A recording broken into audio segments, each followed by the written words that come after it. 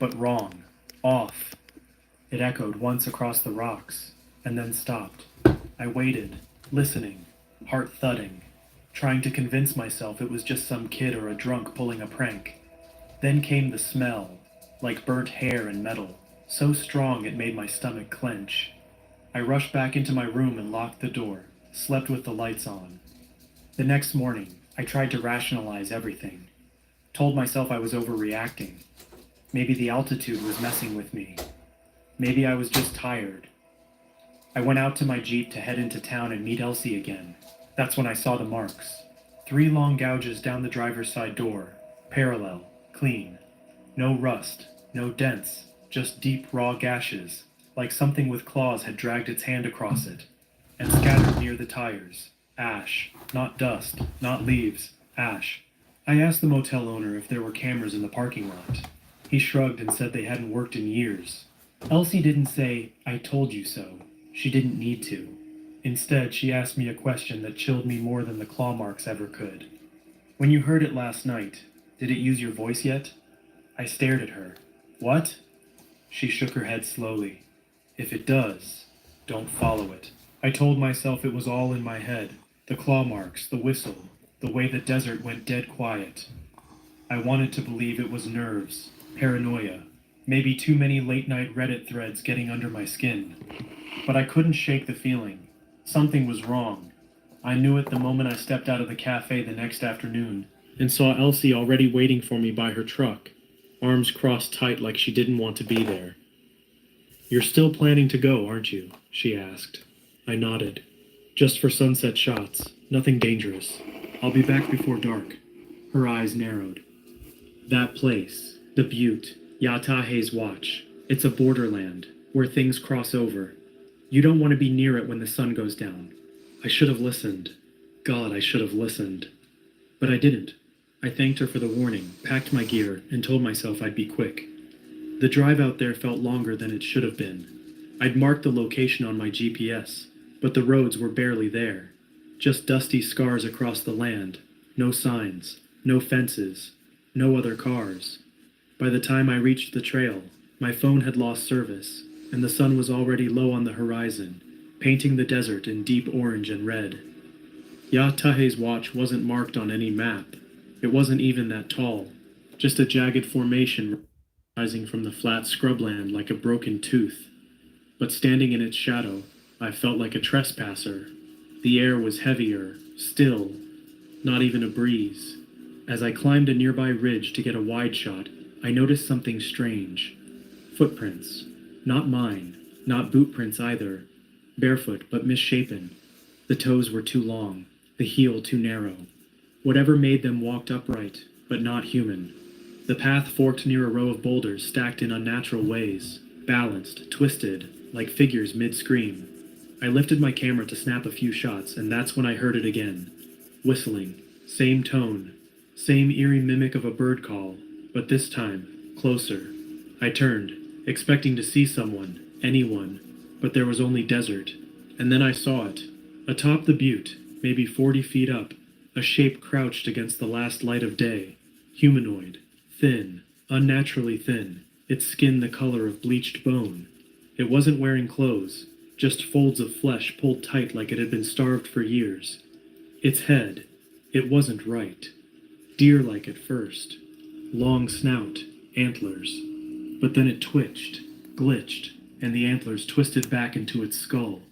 Its jaw unhinged, and it opened its mouth, and my voice came out. "Help, hey, I'm up here." I dropped my camera. The creature smiled.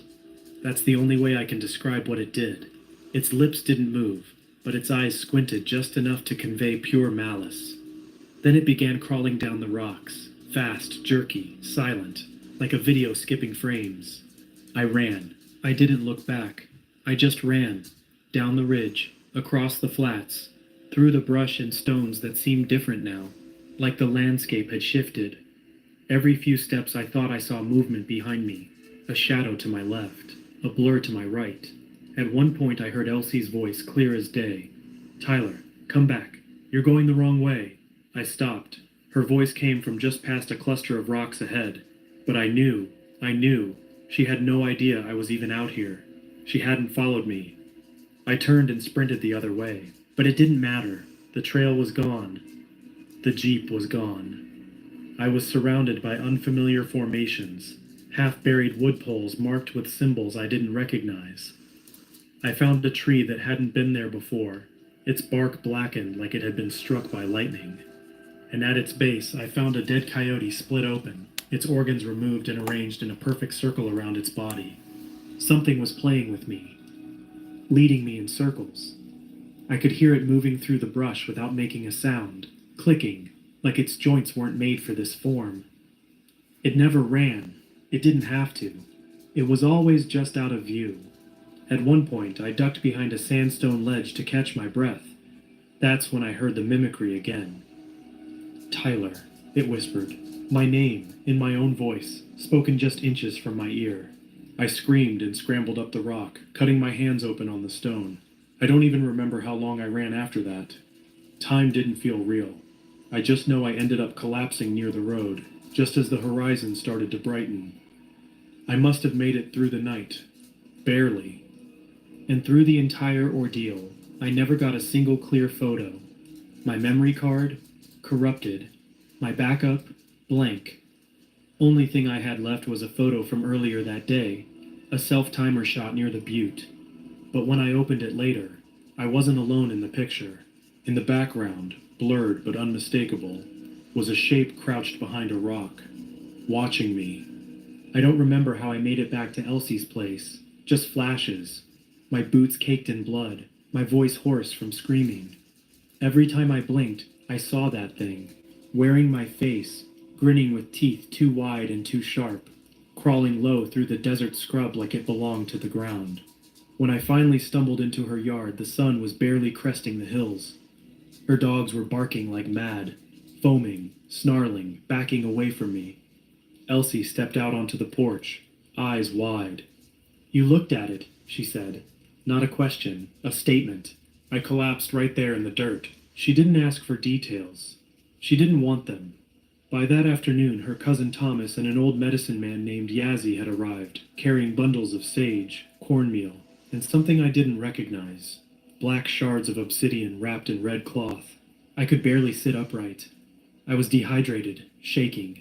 But I understood one thing. We were running out of time. They brought me inside, pulled the blinds, and placed me in the center of a chalky white circle surrounded by eagle feathers and ash. I didn't understand the words they chanted, but I understood the urgency. Something was coming. The air got colder, thicker, like breathing through wet wool. Whatever you do, Yazzie said, do not look outside, no matter what you hear. At first there was nothing. Just the low rhythm of the chanting, the crackle of burning sage. Then the smell hit. That same burnt metal and rot stench from the other night. But stronger now, like it was seeping in through the walls. And then the scratching started, not on the door, on the roof. Heavy footsteps, something dragging itself across the shingles, slow, deliberate. A wet dragging sound followed, like raw meat on tile. The dogs outside went completely silent. Then came the voice. It started as a whisper. Let me in. But it wasn't mine this time. It was Elsie's. Perfect. Same cadence, same tone. I looked at her. She was frozen, tears in her eyes. Then another voice. Tyler, it's okay. You're safe now. My mother's voice. She died 2 years ago. My hands started to tremble. I clenched my fists, tried to shut it out. Then, the banging, so loud it made the floorboards jump. A massive weight slammed into the front door again and again, the hinges screeching like they'd snap any second. The chanting grew louder, faster. The candles around the circle flickered wildly. Then the voice came back, but this time it was me. Please, it sobbed. Elsie, please. It's me. I don't know what's going on. I'm scared. Please. It was my exact voice, but desperate, panicked. And it came from the other side of the front door. I looked up. I don't know what made me do it. Curiosity, instinct, stupidity. I broke the rule. I looked out the window. It was me, standing barefoot in the yard, clothes torn, blood down my face, eyes wide, pleading. I blinked, and the figure didn't. It just smiled. And that smile kept stretching, past where lips should end, past the jawline, until it split the face entirely. Then it dropped to all fours and skittered toward the house like an insect.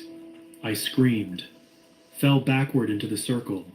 Something slammed into the side of the house, hard enough to rattle picture frames and make the floor creak. The temperature dropped again. I could see my breath. Then suddenly it was gone. Silence. Yazzie didn't stop chanting until the sun fully broke over the horizon. The moment the light touched the circle, the tension snapped like a rubber band. I collapsed. Later, after I could finally speak, I asked Yazzie what it was. You already know, he said. Can it come back? He looked at me for a long time. It marked you. It didn't get in, but it got close. Close enough to know your scent, your name, your voice. Then what do I do? Never speak of it again. Never whistle at night. Never go back to that place. I left the reservation that same day, moved back to the city, tried to go back to normal life. And for a while, I almost convinced myself it was over. But last week, I got a voicemail from a blocked number. No message, just breathing, ragged, wet. And in the background, very faint, I heard someone whisper, "Let me in, Tyler," and it was my voice.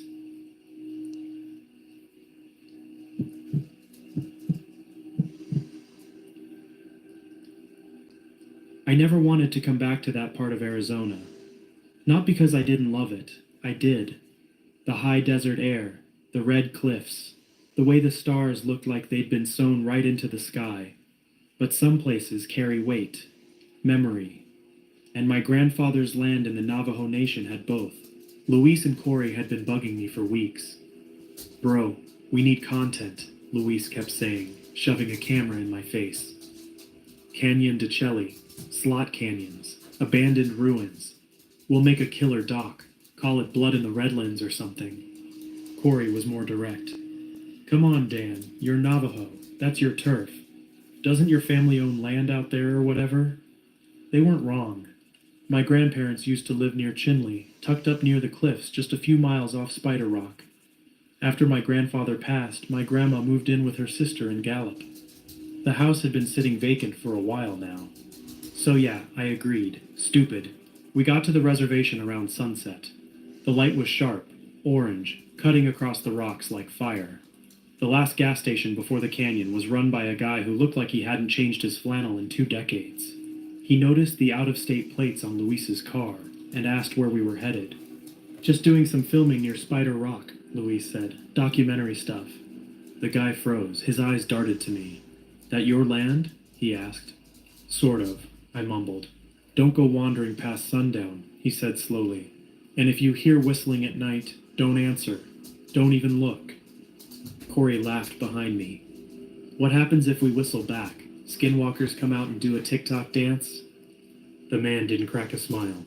They mimic. That's how they find you. He didn't say anything else. Just rang us up, bagged our Gatorades, and watched us leave like he was already mourning. We drove out past the pavement and onto the old service roads. My stomach was tight the whole time. The land looked the same, but wrong, emptier somehow. I hadn't been back in over a decade, and all that silence pressed on me like a weight. No birds, no insects, just wind and dust and memories. We camped about a mile east of my grandparents' house, up on a sandstone ledge overlooking the canyon. The view was incredible until the sun went down. That's when it hit me.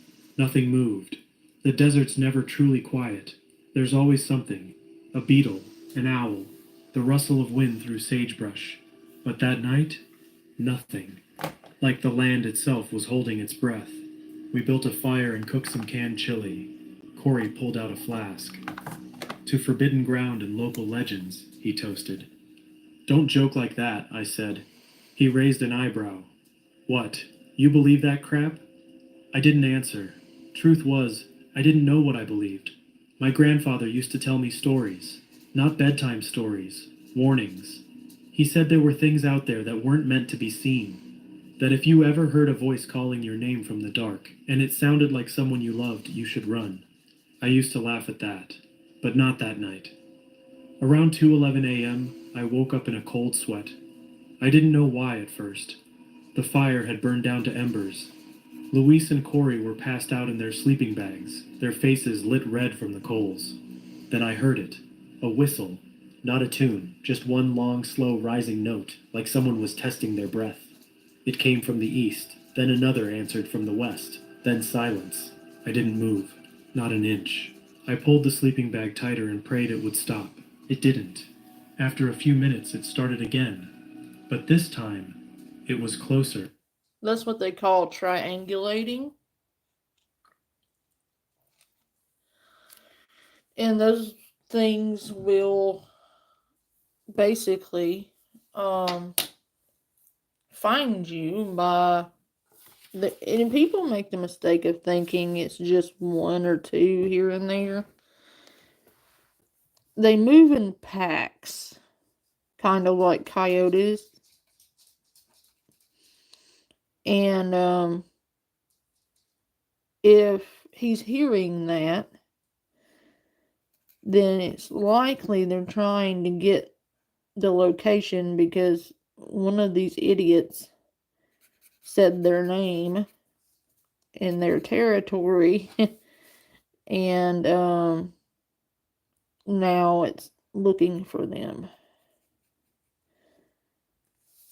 And they don't just hunt.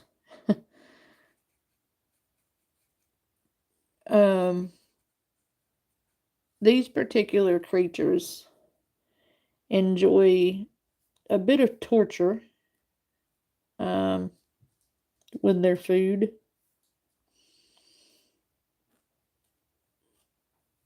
The guy at the gas station wasn't being funny. He was trying to help them. But as most young folks are, they are disrespectful and they don't listen because young people know everything and can be taught nothing in most cases. And that's okay. I was young once. You couldn't teach me anything either when I was that age.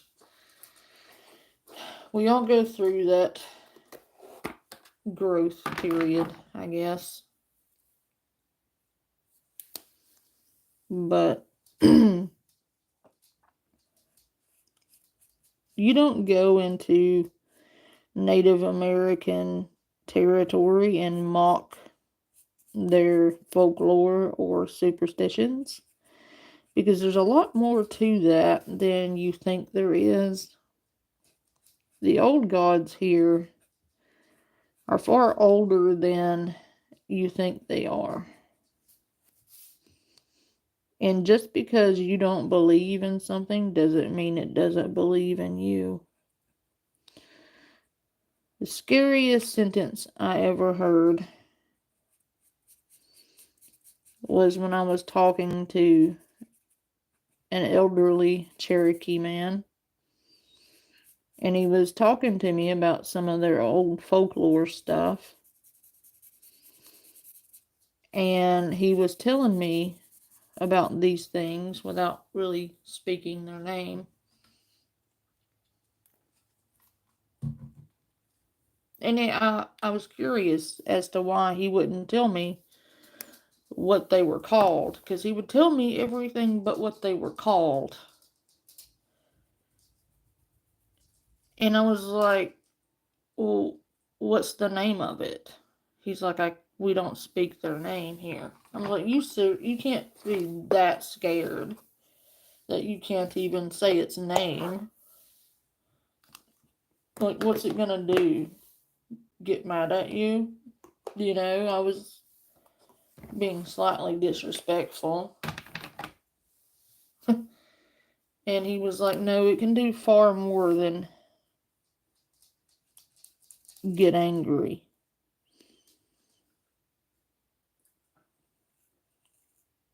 And I'm like, well, I don't believe in all of that. He's like, well, you can be assured that they believe in you. And I think that was the scariest thing I've ever been told, because throughout my life, that one sentence has stuck with me a little bit when it comes to various myths and legends. And people say I don't believe in demons. Well, they believe in you.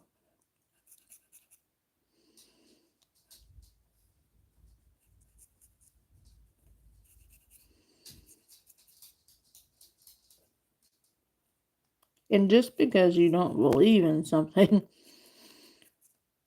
doesn't make it not real. I don't know how humans are so arrogant that they think that if they don't believe in something, that it's not real. So you think the universe and all its creations are bound by whether or not you believe in it.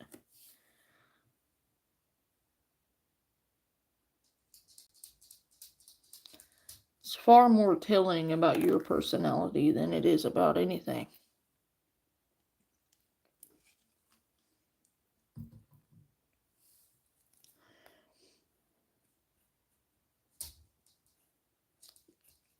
You can either heed the warnings or you can continue in ignorance.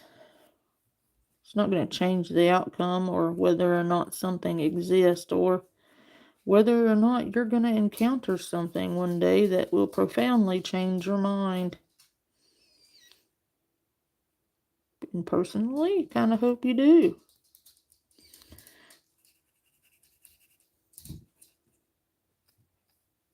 My doggo is desperately trying to get into my lap.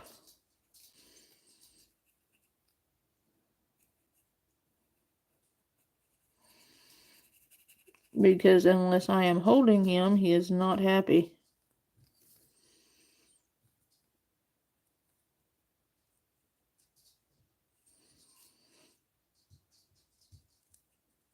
It's kind of like the people who think that just because they don't believe in ghosts, they can't be haunted. I legitimately heard somebody utter the sentence, well, I don't worry about ghosts because I don't believe in them, and if you don't believe in them, they can't hurt you. That is basically the adult equivalent of pulling the blanket over your head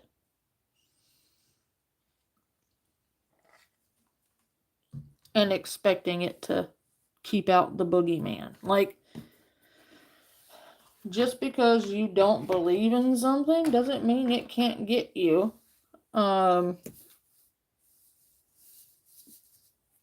You will be taught a lesson and pick up new beliefs all at the same time, and it's likely it'll be too late because you spent so much time not worrying about it that you didn't do any research that could have helped you. Good job, dumbass. Now, I studied mythology and urban legends and various things when I was younger. I had a really good teacher in Christian school that thought you got to meet people where they are. And that was the reason I picked up mythology. It wasn't necessarily that I didn't believe in God at the time. It was that I thought in order to help people come to God, that I had to understand people that weren't Christian. And my thought process behind that was, well, the likelihood of me speaking to someone who is not a Christian is pretty high if I'm trying to lead people to God. So let me learn about what other people believe so that I can meet people where they are in life. But that changed. I changed.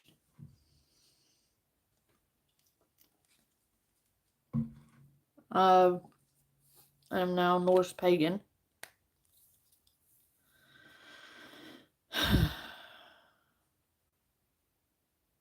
and quite happy about it. So, but look at my lion. Isn't he pretty? Isn't he lovely? Isn't he wonderful? The pitch was off, just slightly, like someone trying to copy the sound of a human whistle but getting the shape of the lips wrong. I could hear it bouncing off the cliffs, but I couldn't pin it down. Then came the voice. Daniel. It was barely above a whisper. Daniel, boy, it's cold out here. My blood turned to ice. That was my grandfather's voice. No question. Same rhythm, same gravelly tone. The way he used to wake me up for morning chores. But he died in 2012. Open the tent, son. I stayed frozen, breathing through my nose, trying not to shake. The zipper didn't move. Neither did Corey or Luis. Just me, locked in place while something outside pretended to be family. After a minute, I found the courage to unzip the flap just enough to peek outside. There was nothing there, just the dying fire, just rock and dust. I was about to lay back down when I noticed something strange about the firelight. The shadows were moving in the wrong direction, like something was blocking the light just out of frame. I swung the flashlight toward the ridge. That's when I saw it. A figure, crouched low, like it was squatting. Its arms hung longer than they should have, nearly to the ground. The face, I couldn't make it out, just the suggestion of it. But it was watching us, watching me. I shut the tent, locked the zipper, pressed my back against the fabric, and sat there until morning. Hey, Tammy. I hope you're well.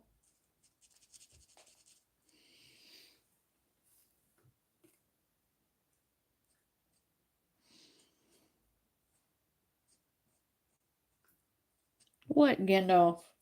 What? What? Hold on. You see this?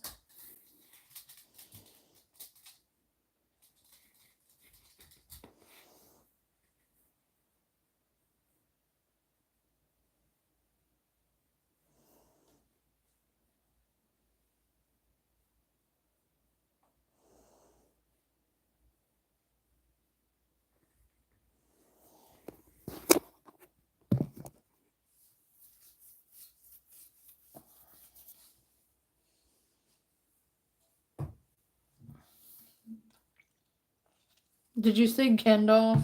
He's sitting there wanting loving. Come here. Oh, goodness. Oh, oh, oh.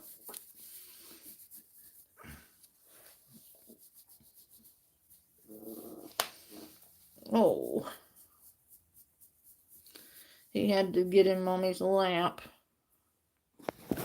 For a minute, let me show you the little brat.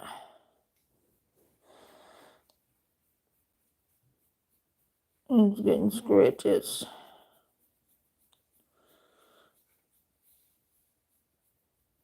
Say hello. Say hello. I'm a rotten boy. Yeah. He is. He's rotten. Mm. Here you go. Get into bed. Over there and play with your toy. He's so rotten. It's okay, Tammy. I don't know how to. You did it. There you go. Morning. When the sun came up, Louis found me still sitting like that, pale and silent. Corey groaned and asked why I hadn't gone to sleep. I didn't answer. Luis was reviewing some of his nighttime long exposures and paused suddenly. He turned the screen toward me. There, in the top corner of the frame, perched on the ledge like a gargoyle, was the thing I saw. The silhouette, still and hunched. You could almost make out hands pressed to its face like it was watching through binoculars made of its fingers. I don't remember speaking, but apparently I muttered something under my breath. That's not a man. We didn't talk much that morning. Luis kept zooming in on that photo over and over again, like he could force it to make sense. Corey said it was probably a trick of the light, or maybe someone messing with us. But he didn't sound convinced. Not really. I told them we needed to leave. I'm serious, I said. Something's wrong. This isn't a joke. Corey rolled his eyes. Dude, you're just freaked out because you saw a shadow. Come on. You've been telling us spooky stories since we got here. Now you're buying into them. Luis didn't say anything. He just kept staring at the screen. We moved camp anyway, packed everything in silence, drove another few miles down into a shallow canyon, and pitched our tents near an old dry riverbed, out of sight from the cliffs. I didn't tell them why I picked that spot. I just knew it was far from where we saw that thing. The second we got the fire going, I stepped away and gathered some ash from the pit. I mixed it with cedar bark and a pinch of cornmeal from a pouch I'd carried in my bag since I was a kid. My grandmother used to do this when I was sick or scared, marking circles around beds, doorways, windows, a barrier, a prayer. Corey watched me from his camping chair. What the hell are you doing now? Don't break this, I said, drawing the circle carefully around the tent. I'm serious, Corey. You don't want to invite anything in. He laughed like he always did, but it sounded forced this time. Fine, vibe circle, whatever. We didn't hear the whistling that night. We heard something worse. It started with a smell. Around midnight, the air shifted. It was cold already, but this was something different, like opening a freezer and getting hit in the face with spoiled meat. Rotten, wet fur. It came in waves. Then came the noise, scratching. It was faint, barely there, but distinct, like claws against fabric. It moved around the tent slowly. I held my breath. Corey was silent too. Then it sniffed. I swear to God. It sniffed the tent wall, right next to my head. Long, heavy breaths, like it was tasting our scent. I didn't move. Neither did Corey. A moment passed, then another. Then I heard Luis whisper from his side of the tent. Guys, there's someone out there. They're looking at me. He sounded choked, afraid in a way I'd never heard before. I started to unzip the tent just a little, just enough to peek out, but something beat me to it. A shadow passed across the mesh. A shape, upright but bent. Its hands dragged across the fabric as it moved, slow and deliberate. Its fingers were too long. I backed away and grabbed my flashlight. The second I turned it on, everything stopped. No wind, no movement, no sound. Then from the tree line, just past the fire, came a voice. Danny, boy. I felt every hair on my body stand up. It wasn't my grandfather this time. It was me. My voice, but wrong, hollow, like someone had recorded it and played it back through broken speakers. Then it said Corey's name, then Luis's, in every voice but our own. Luis, come see. You're not scared, are you? The voice laughed. I turned to Luis. He was pale, sweating, gripping his camera like a weapon. I saw it, he said. It was wearing my face. What? In the trees, just standing there. I saw its eyes. It smiled like me, Dan. But the mouth, it went too far.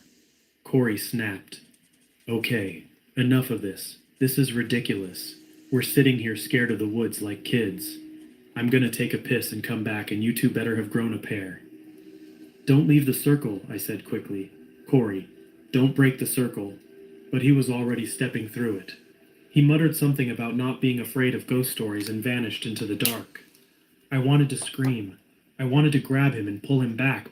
Mm-hmm. And it was that moment where he fucked up. I'm sorry, but your boy ain't coming back. He's about to feed the skinwalkers. And I don't mean with dog food. Good night, Easy. Love ya. Well, wave goodbye to your buddy. He's an idiot. Like, people amaze me. They go into foreign territory and they piss all over people's like legends and beliefs and think they are somehow immune uh, simply by not believing in them. That's not how that works. um, Not even almost.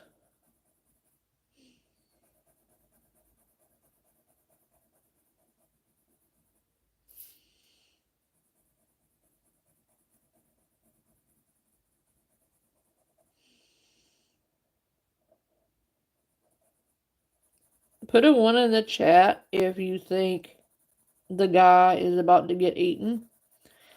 Two in the chat if you think he's coming back.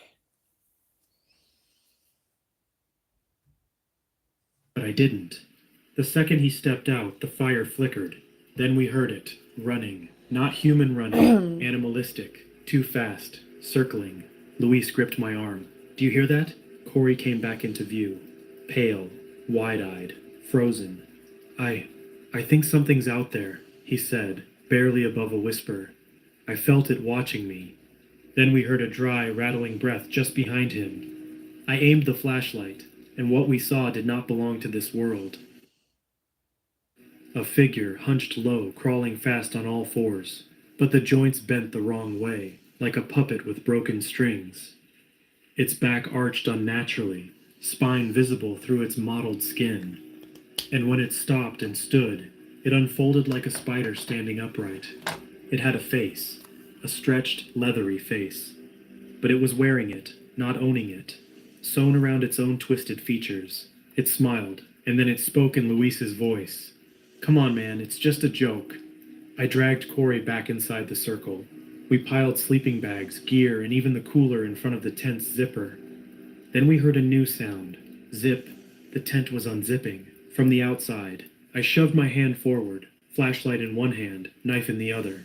In the split-second glimpse through the half-open tent flap, I saw fingers, long, clawed, dirty, and bent backward, feeling along the zipper like it was learning what it was.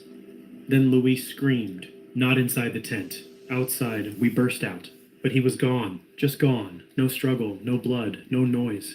Just his camera lying on the dirt, still recording. Corey picked it up with shaking hands. We watched the footage right there, using the back screen.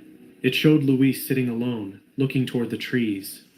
Then a figure stepped into frame behind him. Not walked, crawled, like a lizard, down a tree, head first. Its arms reached out, then folded Luis into them like he was nothing. He didn't fight. He just vanished into the dark. And then the camera turned, on its own, and showed the face. Luis's face, grinning, wrong, stretched too wide. And then the feed cut out. We didn't speak. We didn't cry. We just packed what we could and started walking. We didn't know where. Just away. I never told Corey what I saw in the firelight, just before we left. Just past the ashes of the broken circle, there were hoof prints, barefoot tracks, and drag marks. And written in the ash, in crooked block letters, let us in. We didn't stop walking until the sun came up. No sleep, no food, no plan. Just the two of us, me and Corey, hauling what was left of our gear through miles of empty scrubland, hoping we'd hit a road or see headlights, or something that didn't have a face sewn from someone we used to know. Luis was gone, and I wasn't even sure he died. That somehow made it worse. I tried to keep my mind moving, tried to focus on distance, direction, anything. But Corey was breaking. He wasn't talking. Not really, just muttering to himself, replaying the footage on Luis's camera over and over, even though the battery had died hours ago. We came across the SUV by mid-morning, but it was already too late. All four doors were wide open.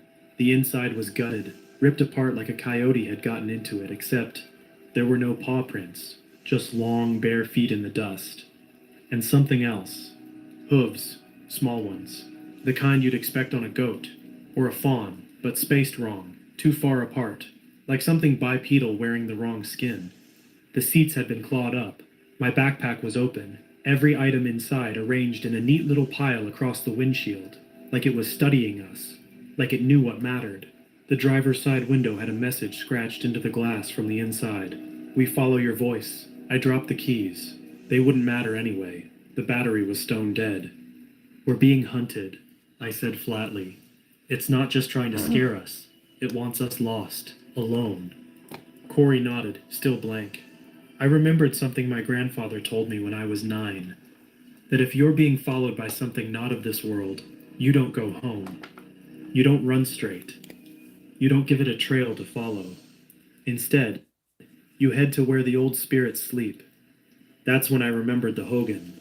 It was built by my grandfather's grandfather, half buried in the canyon near the old shepherd paths. He used to take me there sometimes when I was a kid. It was sacred, untouched, maybe even protected. We headed there. The farther we got into the canyon, the quieter it became. No birds, no wind. Not even our footsteps made much sound anymore, like the rocks were listening. Around noon, we started hearing them again, our own voices, from behind the rocks, from the ridges above us, always just far enough that we couldn't see where they were coming from. Corey, you left me, bro. Danny, it's Luis. I'm okay. I just need help. But there was no echo, no weight to the words. They floated, hollow. Corey broke first. He turned sharply and screamed into the rocks. Shut up! You're not him! The canyon responded in perfect mimicry. Shut up! You're not him! Same tone, same rage, same pitch, but higher, like a child mocking its parent. That's when the rocks started falling. Not a landslide, just a warning. Something was above us.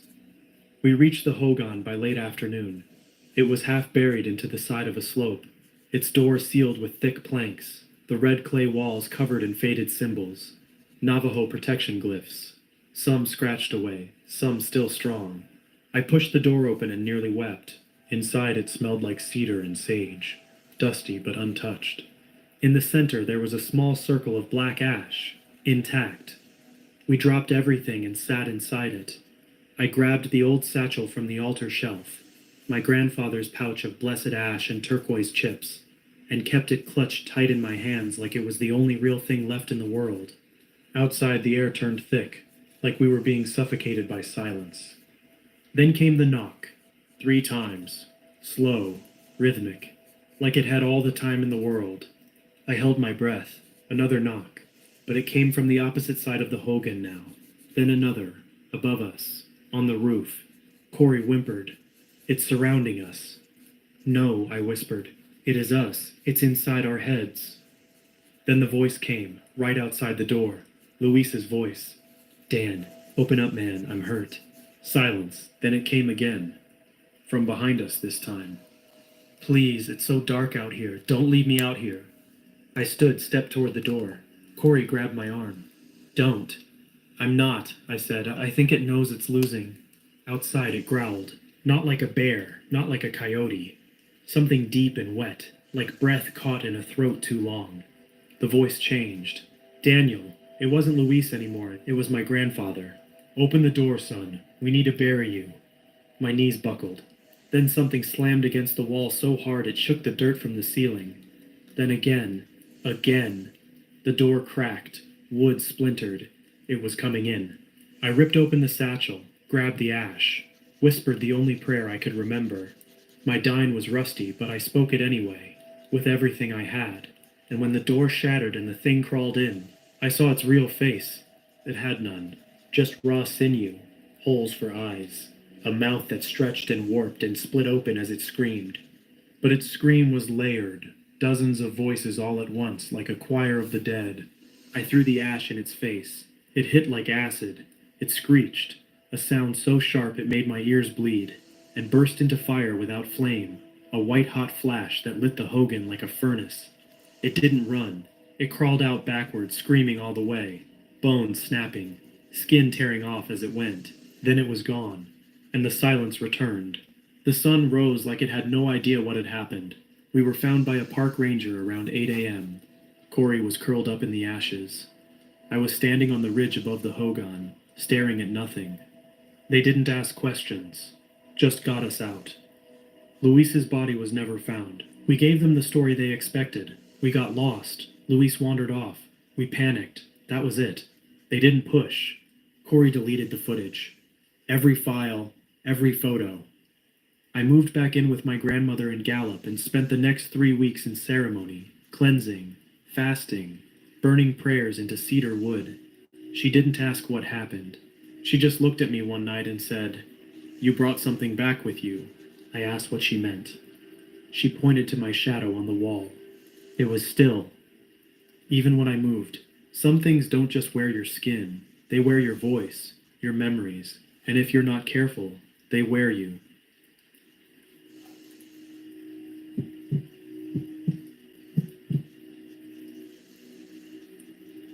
It started as one of those last hurrah kind of trips. We were all about to drift into different corners of adulthood. Marcos was moving to Portland for work. Trey had just proposed to his girlfriend. And I guess I just didn't want to be left behind. So when I found that old field journal in my uncle's things, dirt-stained leather cover, filled with yellowed pages and half-erased warnings, I suggested a camping trip out near the border of the Navajo Nation, somewhere remote, somewhere real. I should have just thrown that journal away. Uncle Ray was a ranger back in the early 2000s. He disappeared in 2003 while on a solo backcountry patrol. They never found him, just his truck, parked near a canyon that no longer had a name. The journal was tucked beneath the driver's seat in a plastic bag labeled, "Do not open here." Naturally, I opened it. There was a hand-drawn map, charcoal-sketched arrows leading toward what he called the hollow. Beneath one line of scribbles he wrote, "They mimic. Stay quiet. Don't say names after dark." I told the guys it was just some forgotten slot canyon near Kayenta, perfect for off-grid camping. Trey was all for it. Marcos was hesitant, but he'd always been the voice of reason we ignored. We loaded up the car and headed out early Friday morning. It was hot by the time we hit Tuba City, and I remember the air starting to feel thick, not warm, thick, like trying to breathe through wet cotton. I didn't say anything, didn't want to start the trip off weird. We stopped at this tiny gas station that looked like it hadn't been updated since 1987. I went inside to grab a few more waters, and this old dying woman at the register watched me like I'd just dragged dirt into her soul. She didn't speak until I handed her a 20. "You boys going into those canyons?" she asked. I paused. "Yeah, planning to camp for a night or two." She didn't take the money. Instead, she reached under the counter and handed me a little pouch tied with red yarn. I opened it and caught the scent of sage and something sweet, juniper maybe. It was warm in my hand, like it had just come from the sun. "You leave this at your tent entrance," she said, "and don't say names when the moon rises, not even your own." I laughed a little. "What happens if we do?" She didn't smile. "They'll wear your skin to find you." I left the 20 on the counter and got the hell out. We drove another hour down the back roads, passing nothing but dust, rock, and silence. Eventually, even the GPS tapped out, leaving us with the hand-sketched directions from Ray's journal. We followed an old service road and found a dry riverbed, the kind you'd miss if you blinked. That was our turnoff. The canyon walls opened like jaws, reddish-orange stone looming on both sides. I swear the shadows in that place moved before the sun did. Marcos kept glancing behind us like he expected something to crawl out of the rocks. Trey just played music and rolled a joint. We reached a flat clearing beside a low cliff face. No trees, no wind, no noise.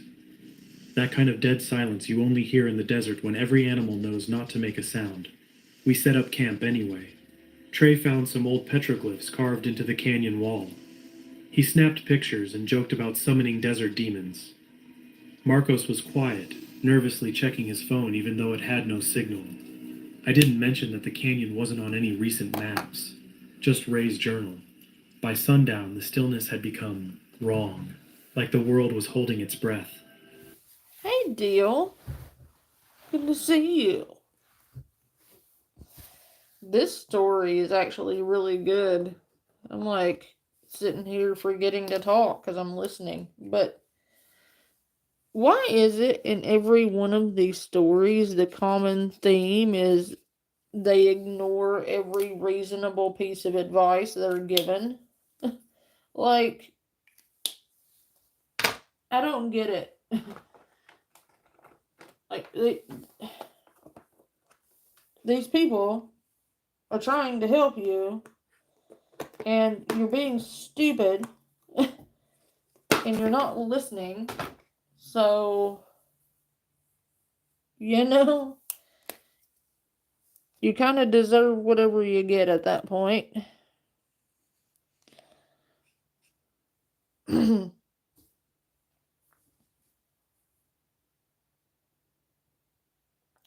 Well, yeah, you're right. But in every one of these stories, it starts with ignoring really good advice by an old sage. Like, the last thing I'm going to do is ignore the advice of a Native American sage. They know they know the old ones, and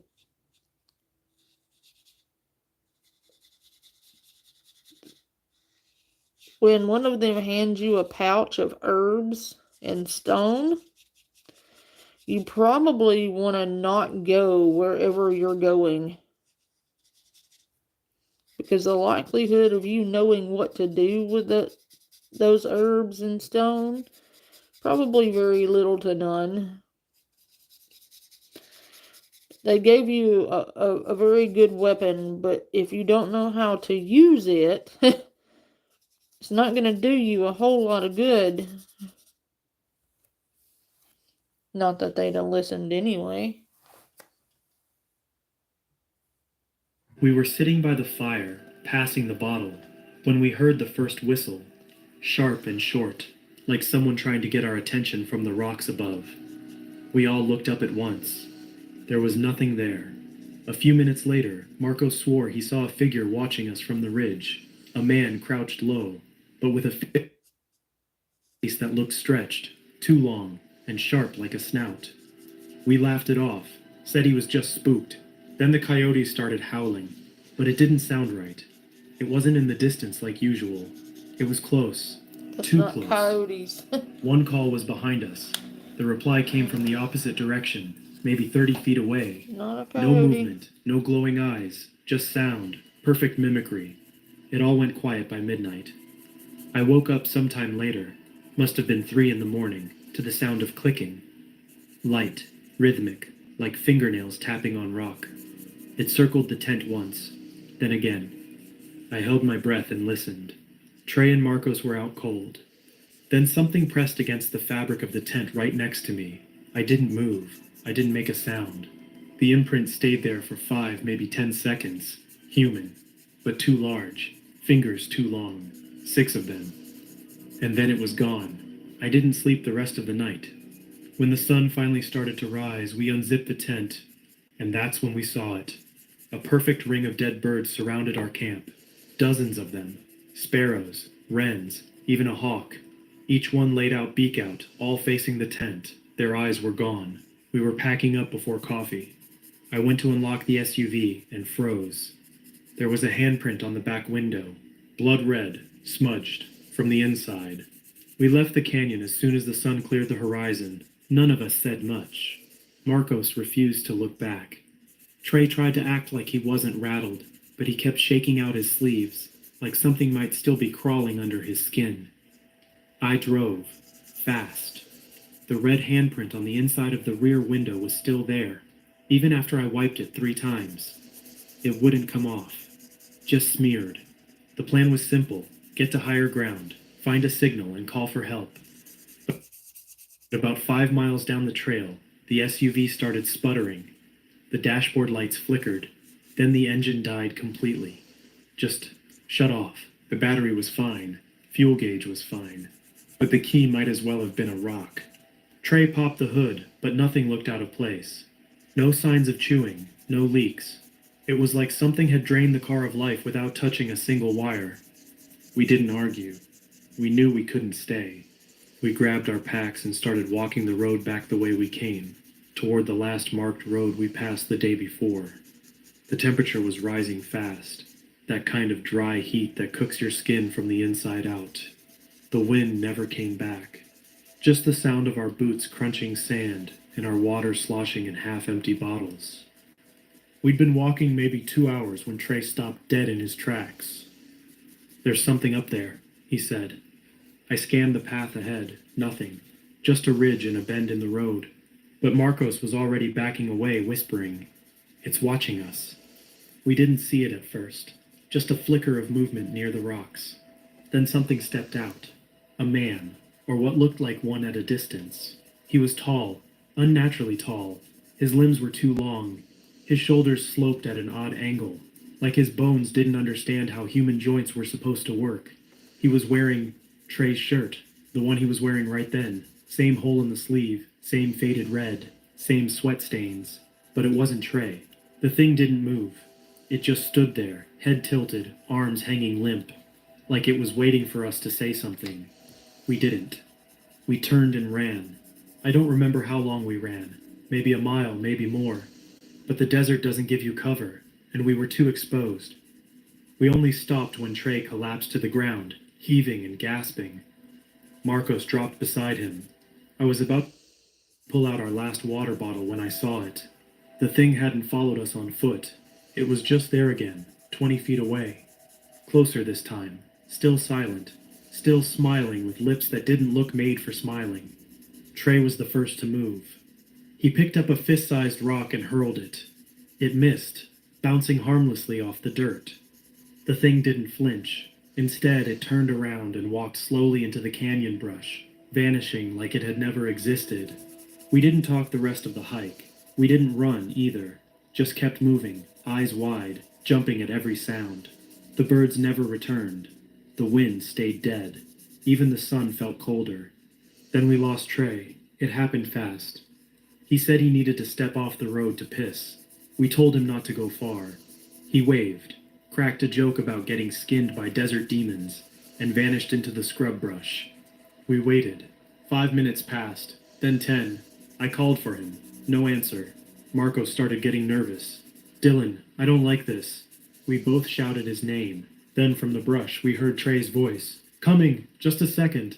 Relieved, we waited. A moment later, Trey stepped out of the brush with a big grin on his face. But he was off. His movements were too stiff, like someone figuring out how to walk. His smile didn't quite reach his eyes. His voice sounded the same, but the way he said words felt practiced, rehearsed. Marcos kept glancing at me, and I could tell he felt it too. Something wasn't right. Trey walked with us for another mile. He didn't say much, just hummed a tuneless. Yeah, I don't know how to tell you this, but, something ate your friend, and that is no longer your friend. And you should probably get the fuck away from him before you, become dinner. So, do with that information what you will. Um, but, you know, um, Trey is Trey is Trey is not in there anymore. You shouldn't have let him wander off when you were being hunted by a skinwalker. Probably not your brightest of moments. So, you know what you could do, though, just to test the theory? You could take that pouch the old lady at the gas station you ignored gave you, and you could take the contents of said pouch and you could throw it at him, and if he starts to melt and scream like the third layer of the sun had descended upon him, then you will know that you're fucked, basically. But I'm pretty sure you know that already. Just saying.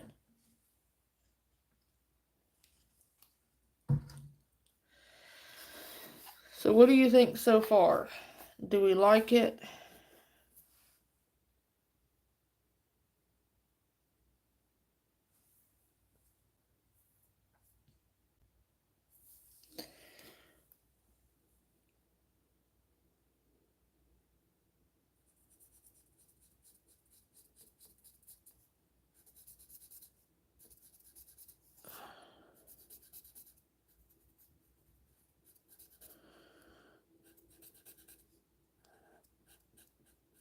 I'm so glad I got this phone stand.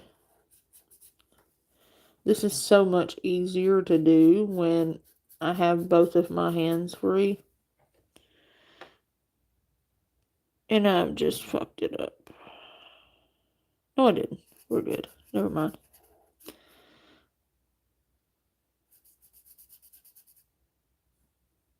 We're good. I thought I had just made a mistake. But nope. We're good.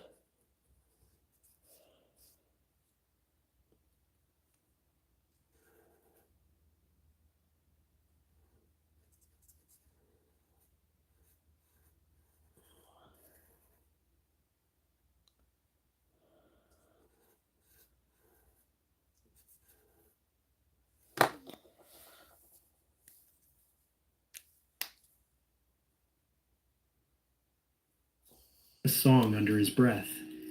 He didn't drink water, didn't ask for any, and his eyes kept flicking toward the rocks, like he was checking for something. Then, around dusk, we stopped to rest in the shade of a rock formation. Marcos pulled me aside. "That's not Trey," he whispered. "Look at his hands." I did. His nails were cracked, blackened like frostbite, and he had 6 fingers on his left hand. We turned to confront him, but Trey was gone again. Gone like vapor. Then, from behind the rocks, we heard laughter.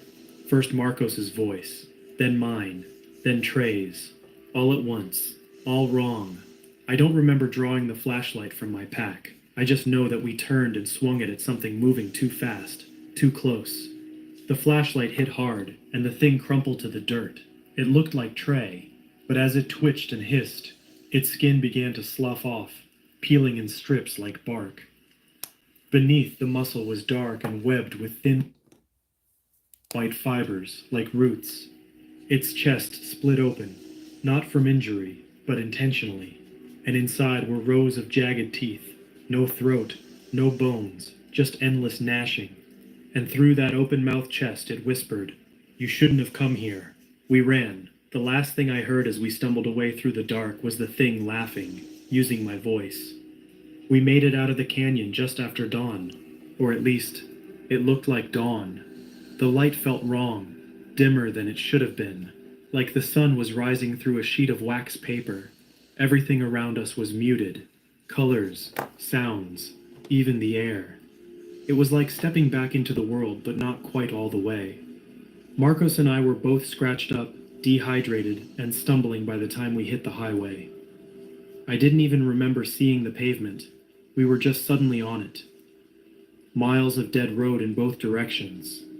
I was about to scream when I saw headlights coming over the hill. A tribal patrol officer found us. I barely remember what I said. I think I just kept repeating Trey's name. Marcos didn't speak at all. He just stared out into the desert, rocking slightly like something was still whispering in his ear. They took us to a small clinic in Tuba City. The nurse cleaned our wounds. No one asked too many questions. That's when the medicine man arrived. They didn't call him. He just showed up. Late 50s, stone-faced, with silver streaks in his braids and a necklace of carved bone. He walked into my room like he already knew what had happened. Not the details. What happened? He sat across from me and didn't say anything for a long time. Then finally he asked, "Did you say its name?" I didn't answer, because I didn't know what name he meant. He leaned forward and lowered his voice to a whisper. "They can't take you unless you call them, unless you speak the name of someone it's wearing. When you saw it, did you call it by name?" I thought back, that thing in Trey's shirt. The way I yelled for him when he wandered off. The way I screamed his name when we saw it grinning at us from the rocks. Yeah, I said his name, more than once. I nodded. The medicine man looked down. "Then it knows yours now." He performed a cleansing ritual that night, burning herbs, chanting, brushing me down with eagle feathers and ash. It should have felt comforting, but it didn't. Not really. It felt like trying to mop up a flood with paper towels. Like whatever I'd invited in wasn't something that could be swept away. He handed me a pouch of ash and said, "Keep this with you. You may have delayed it, but if it comes again, run. Don't speak." Don't even think in your own voice. That night, Marcos vanished from the motel. No struggle, no signs of forced entry. His shoes were by the door, untouched. His bed was still made, just gone. Only one thing was out of place. The bathroom mirror had something scratched into the glass. You said my name. I checked out that morning and drove straight back to Phoenix. I didn't stop once. I didn't even listen to music, just white noise on the radio. I left the sage pouch in my lap the entire way. For a while, things were quiet. Weeks passed. I saw a therapist. I started writing down what happened. Told myself it was just trauma, a hallucination, some shared psychotic episode in the desert. But then the handprint came back. On the inside of my car window, same shape, same angle, same 6 fingers. That was 2 nights ago. Yesterday, I got a text from Marcos's number. No words, just a video attachment. I shouldn't have opened it, but of course I did. The footage was shaky, like someone filming from chest height, walking slowly into a motel bathroom. The camera tilted up toward the mirror. What I saw in the reflection wasn't Marcos. It wasn't anyone. No face, just a mess of stretched skin pulled tight over a skull, with black pits where the eyes should have been. It turned slowly and whispered in my voice, "Dylan." The video cut off. I haven't slept since. I keep hearing footsteps outside my apartment window, but every time I check, nothing's there. Just silence. The kind of silence I remember from the canyon. The kind that waits. I know what you're thinking, that it's in my head, that I'm spiraling. And I wish that were true. I really, really do. But just now, as I'm writing this, I heard something scratch the back of my front door, and a voice whispered, "Let me wear you." If you're reading this, don't go looking for the canyon. Don't read from journals that weren't meant for you. And if someone steps out of the dark wearing the face of your friend, don't speak, don't run. Just close your eyes and pray it hasn't learned your name yet.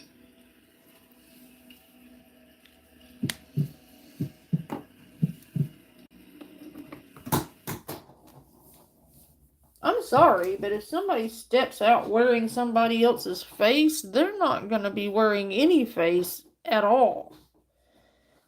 Because I have a pew pew and I know how to use it. A lot of their problems could have been solved with the handy dandy pew pew. Handy dandy pew pews solve a lot of problems. I mean, I'm just saying. Like, why don't any of these fuckers have a fucking pew pew? Like, you're gonna go into the middle of coyote territory. Not even worry. Okay, let's take out the supernatural for a second. Let's completely eliminate the threat of the supernatural or paranormal. There are still things called psychos out there. And there are also things called coyotes and wolves and bears.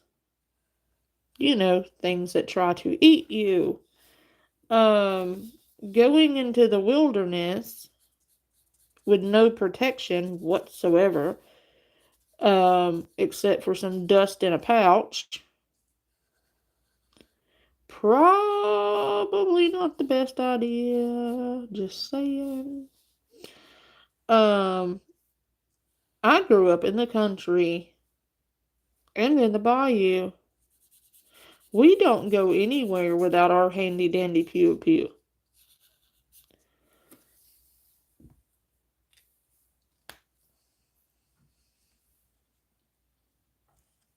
You know why? Because I was raised around things that could eat me. And not in the pleasant, sexy time kind of way. The I don't exist anymore because I've been eaten kind of way.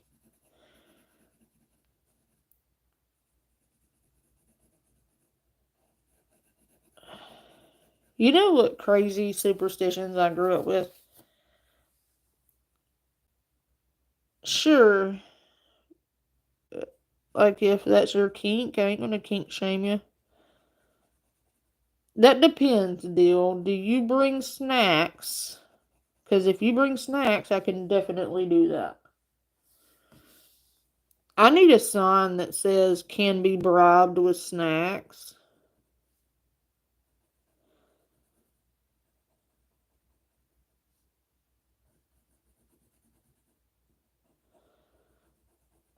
Like, is this a consensual holding? Because I only operate on consent, deal. If you don't consent, then I can't do that. But I'm gonna need you to put that in writing. I deal for real consent to Panda doing such and such. Just say it.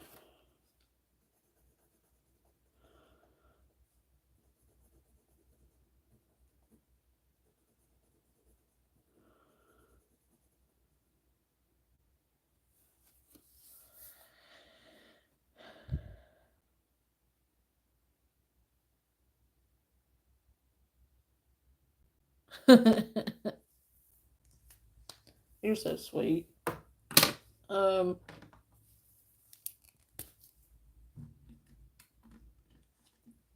I'm gonna need that consent form.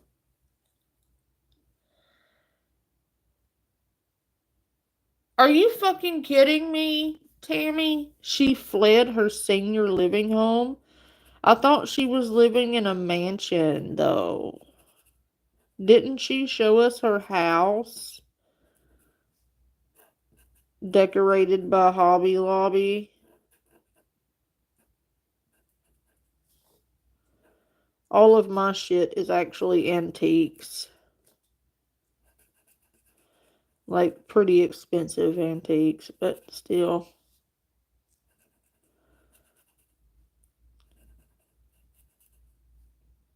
It didn't come from Hobby Lobby.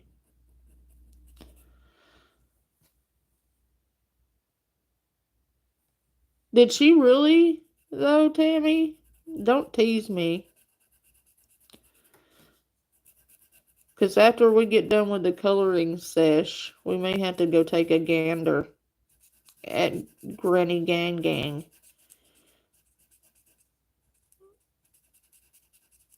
That woman cracks me up. I have to admit. Like, she comes on here and kicks the hornet's nest and then cries after acting all hard and shit, and then she wants to cry about it. And she's legitimately picking a fight with Villain. Like, are you stupid? Like, who goes around picking a fight with Villain for no reason? Villain hasn't done anything to her. Nothing. Villain's been over there living her best life.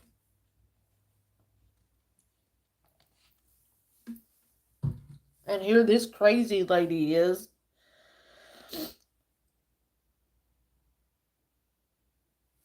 Just going and, like, I think she wants to wear Villain's skin. Like, she's intentionally trying to pick a fight with Villain, and no, I don't understand why, because Villain's never done anything to her. I don't even think she's even mentioned her. So why is Gan Gan going after Villain? Or whatever the fuck her name is. Is she doing this for clicks and views? Do you think that's what it is? Because some people will build their platform off of like picking fights with the bigger content creators, kind of like Boss Lady did. And you can argue with me if you want to, but I'm pretty well convinced that Boss Lady did everything she did to build her fucking platform.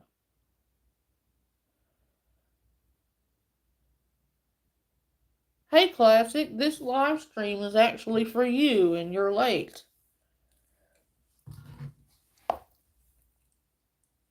sir. Let me push play. I gotta get a drink.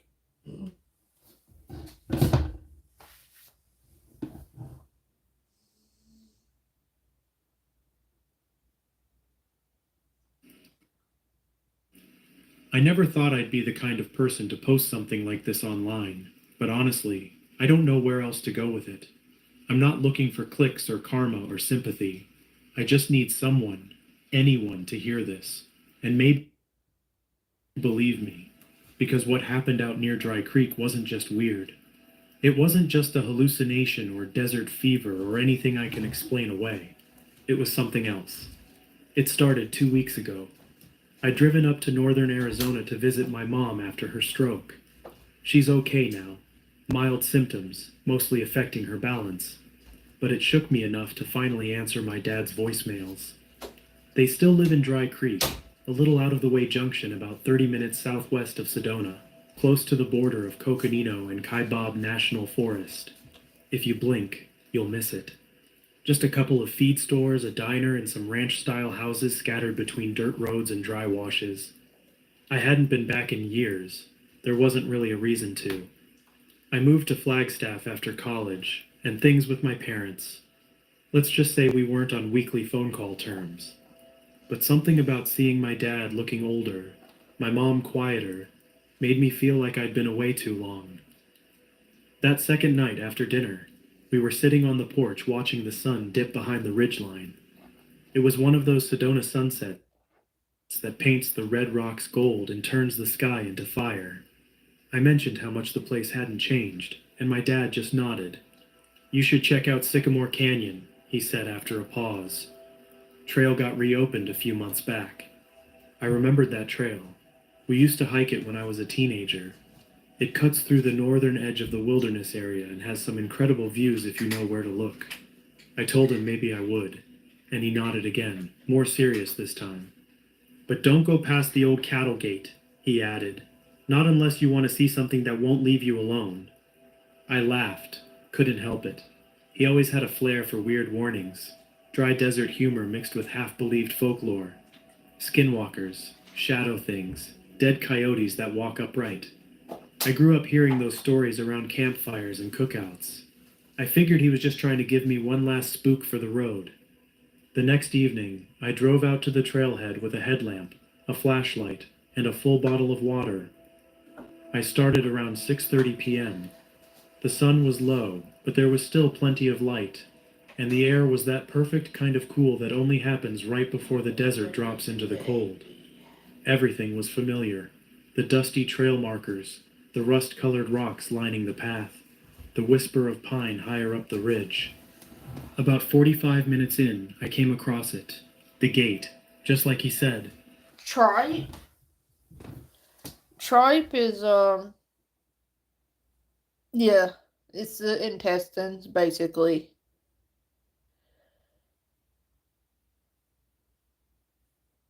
I don't care for it.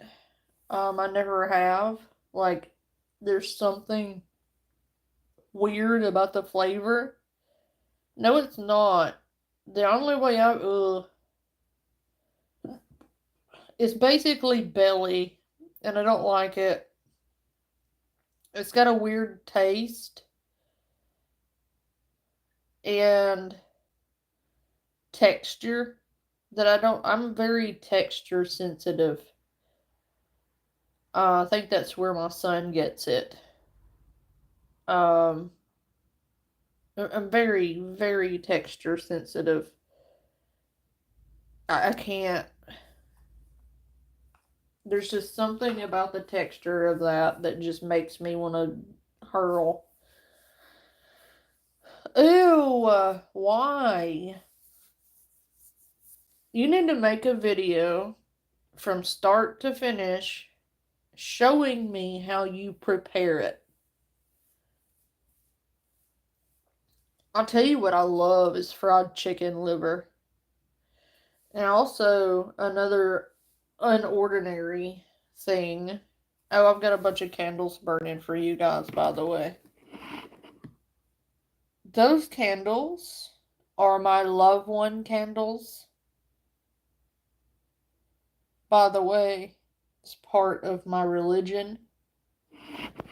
Let me see if I can lift this up a little.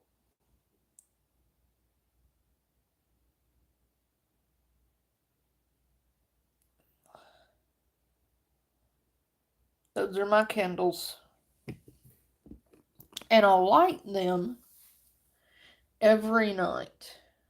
If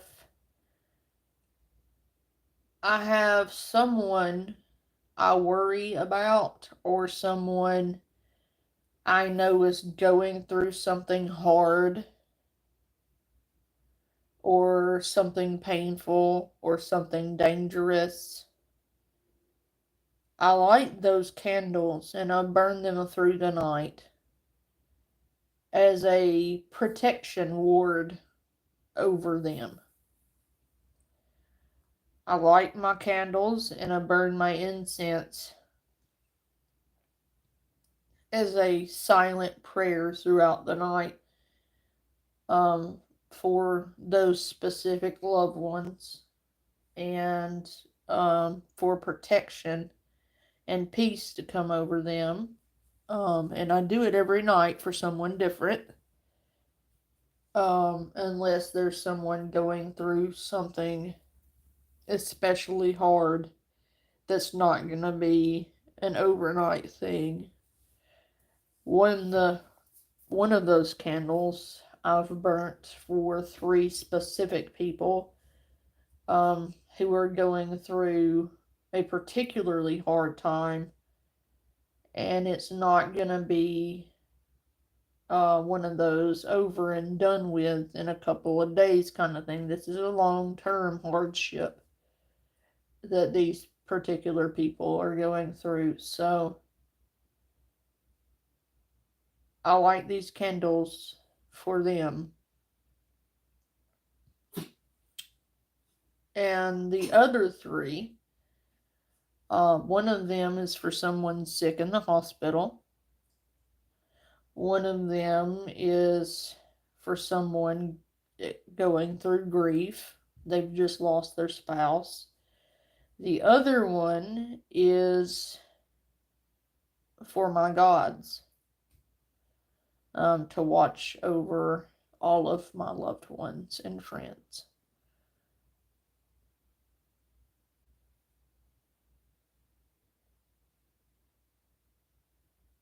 So,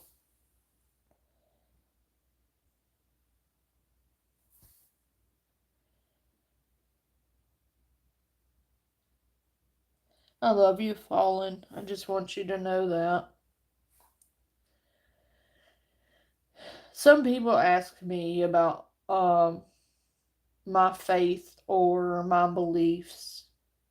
I don't really talk about it much, but since the candles are in view throughout the stream at certain points, I thought that I would explain their meaning and why I burn them. Because you will often hear me speak on lighting my candles, but up until now, I don't think you understood that when I say light my candles, I mean light the candles for the ones I love.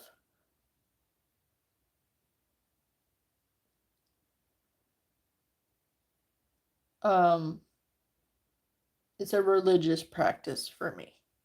So I'm glad, Fallen.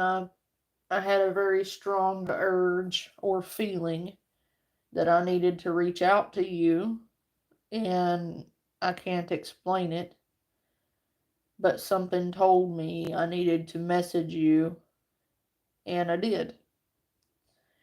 And it would look like whatever told me that was correct.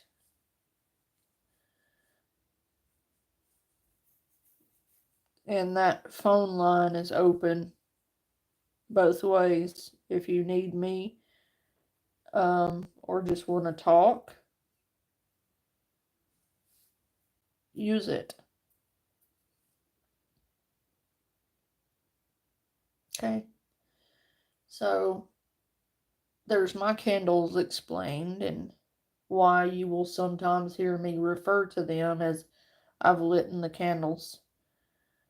And if you would like me to light a candle for you, I understand, Fallen. But maybe I could help you process what's going on. You don't have to process what you're processing alone. And what I am afraid of with you, because you're so stubborn, is that you're going to isolate yourself and shut everybody out, and that's not good for you. So if I'm the only person you talk to, so be it, but you need to have someone who knows what's going on, who can be there for you.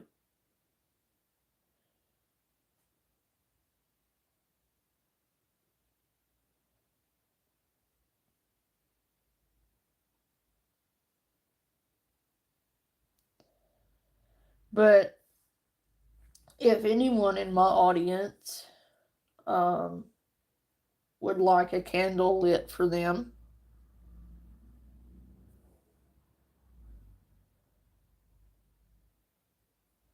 thank you. Hey, Tammy, at least offer Claudia a chance to apologize for what she said. Don't go running people off. Everybody but a handful of people are welcome here, and you know who those people are.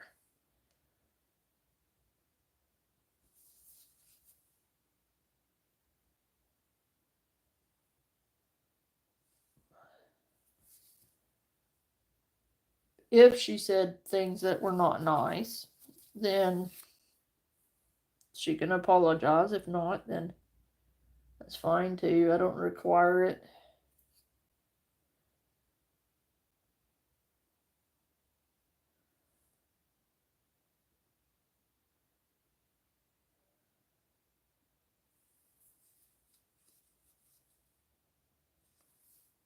You can come and go as you please over here. Just if you're gonna come over here, don't go other places talking shit, I think is what Tammy is trying to say. Um,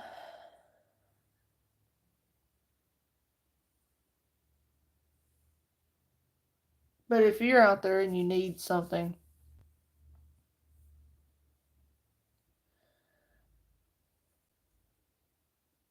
light a candle or um you need a prayer, just let me know.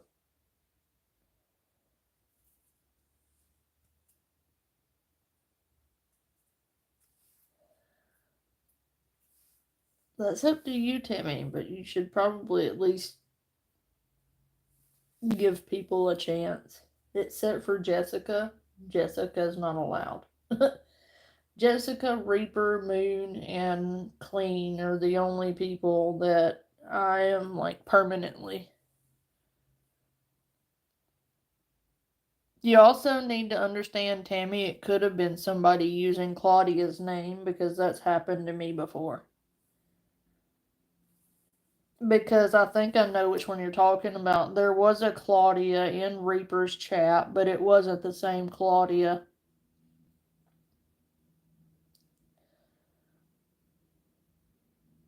They were using screen names of certain people in my audience, but it wasn't actually them. And I know which one you're talking about because I clicked on it when that live stream was going and it wasn't her. Exactly. And you don't have to explain that. I knew it wasn't you because I clicked on the screen thing and it had only the account that was using your name was only actually active for like a week or two. You're fine, Claudia.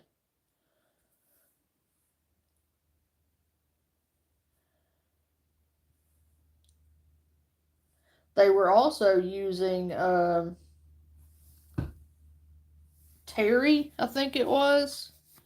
They were using Terry's screen name too, back when they were trying to stir shit up between me and Reaper.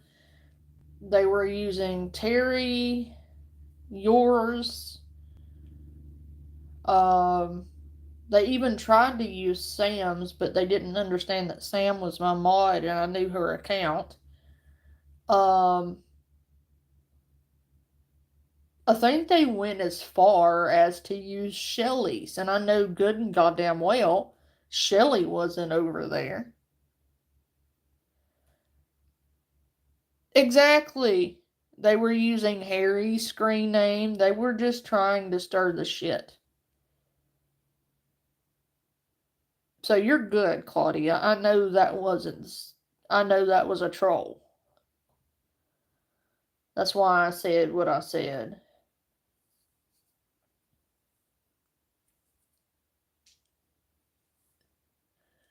And some people need to learn to trust my judgment. Yes, that's right. They used Classics, not realizing that I know all of Classics' accounts and how long he's had them. When you use somebody's screen name, and it says they've only had their account for a month, that's not Classic, because Classics had his account for years, and I know the difference. But they're so stupid that they thought that I would think that all of y'all were in there talking shit when I know how long you've had your accounts. That's so fucking stupid. But anyway, carrying on. Right, Claudia? Yeah.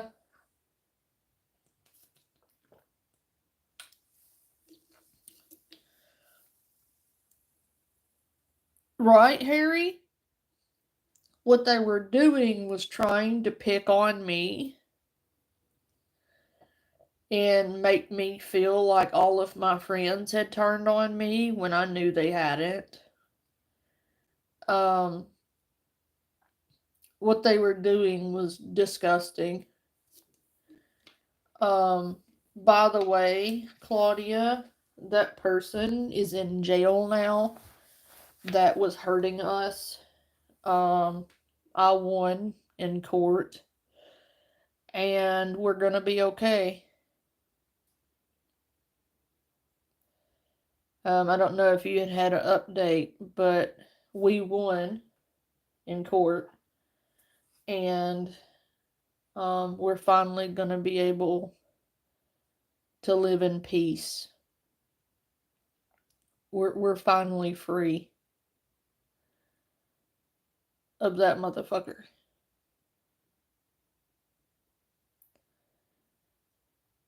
I don't know how to feel. I I think I'm still in shock.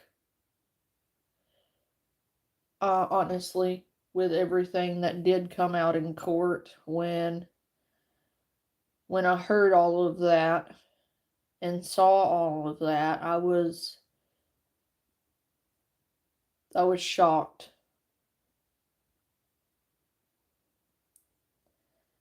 Oh, you're good. Um, so I'm still processing everything we've gone through this year.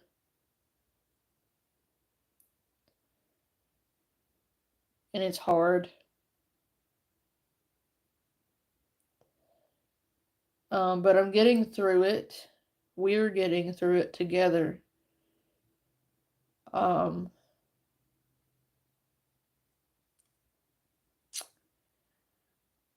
I don't think I could explain if I tried um what gaslighting and manipulation and lying to somebody for that long can do to a person, and the psychological abuse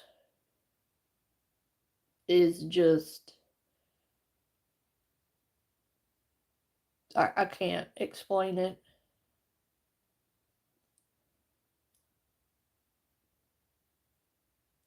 So I'm still processing. Um, Still processing all of that, and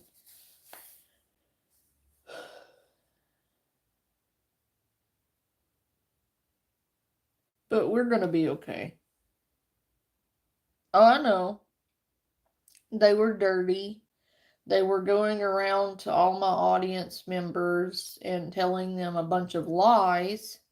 And apparently, um, according to some of them, I stole somebody's purple heart. Like, who the fuck steals purple hearts, and what the fuck would I even do with it? Like, what would I do with that? Like, this stuff they were making up about me was just fucking stupid. Like, at what point have I ever said I had a purple heart? The crap I was hearing was like, when did I say that?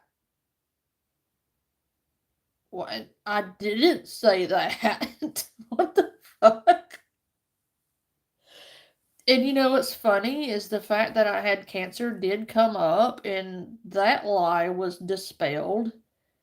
That came up in court, and somebody was admonished and reprimanded for spreading that. Because, unlike the trolls, the courts have my medical records. Um,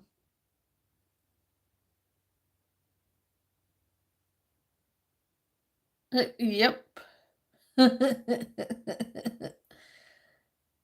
The crap they it like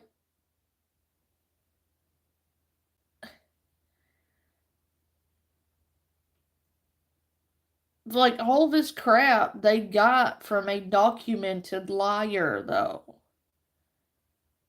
Like, the person they were getting their information from is a documented liar and an abuser, by the way.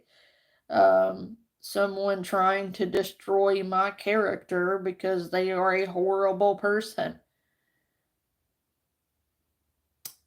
And they had a gimmick to sell. And it all came out that every bit of that was a fucking lie.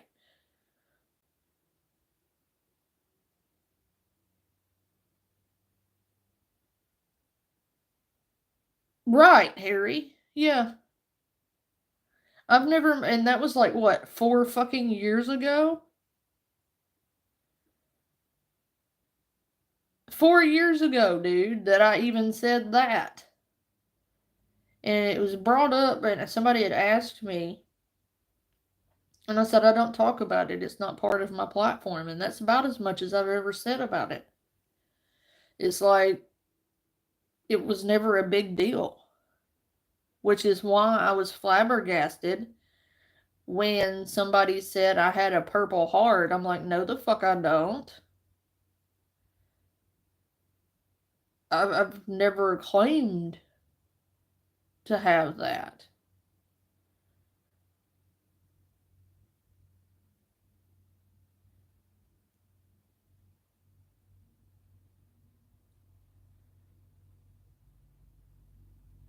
It's just the links they were going to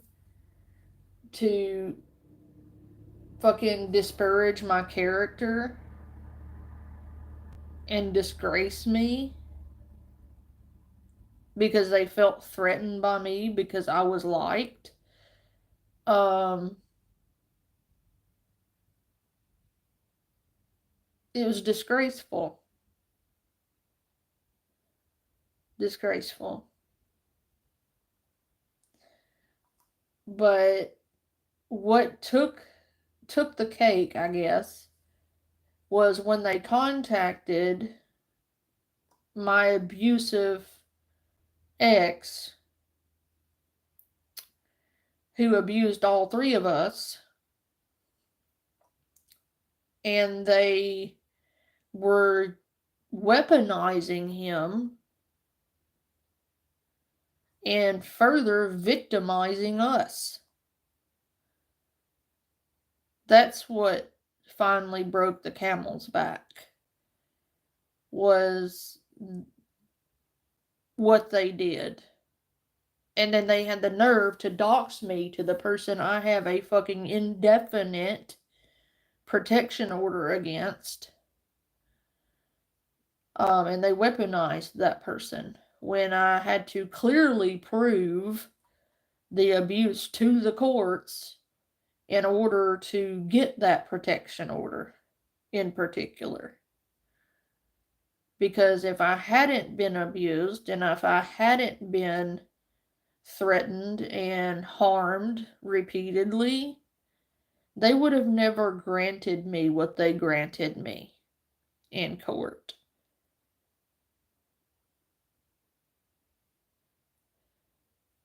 And these psychopaths went out and bought this psychopath's book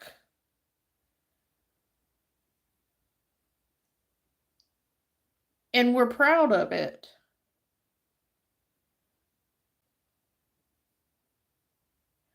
Hey, Capone, my sassy lady. But they bought that psychopath's book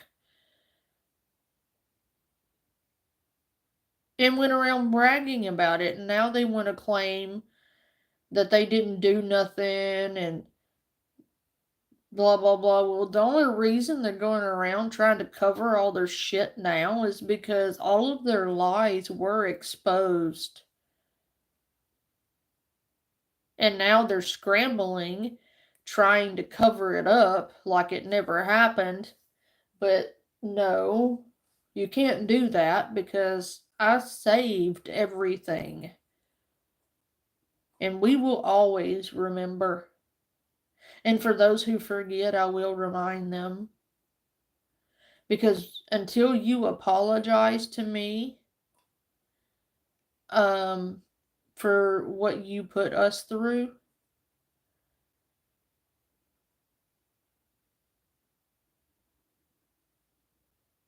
there will be no forgetting and there will be no forgiveness.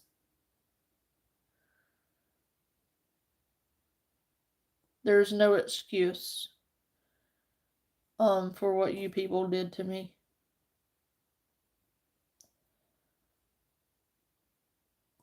So unapologetically too.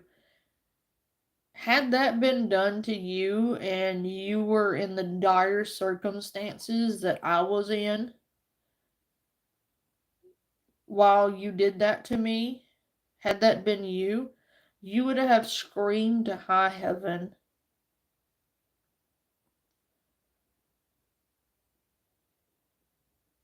But I couldn't. I couldn't scream. Couldn't say anything. Couldn't call out for help. Couldn't, nothing. And you fuckwits got egg on your face. So until I get an apology, there will be no forgetting or no forgiveness either. But I will be here to remind people what you did. I can assure you of that.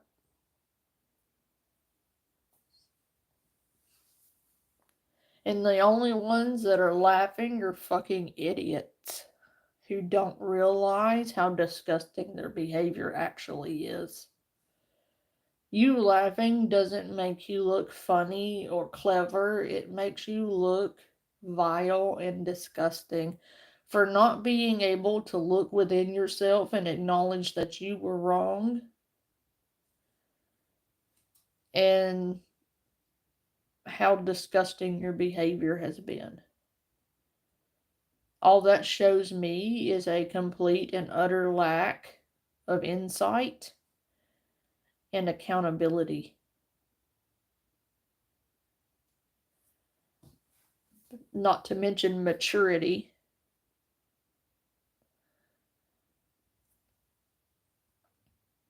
I showed Gandalf a minute ago. He's asleep. Him sleeping. He's kind of mad at me because I'm not in the bed with him. He was like pitching a fit a second ago because he wanted in mommy's lap. And I was like, no, I can't hold you. I'm trying to color. He's rotten. I did a video with, he got a toy earlier.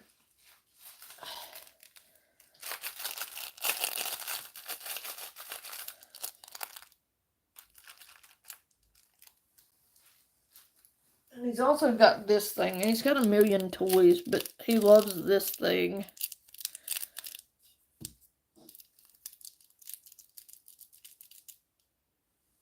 He got me the other day.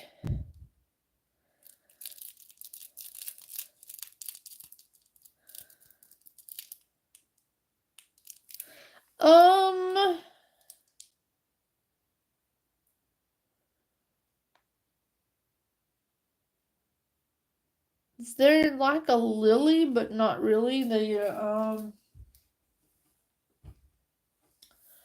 Trying to think. I can't remember the exact name. There's a couple of different flowers in this picture.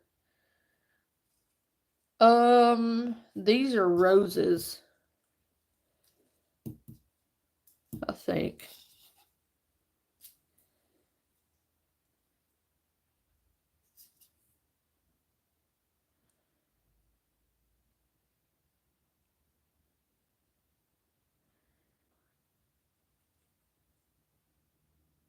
I'll have to look them up. They're either roses or carnations.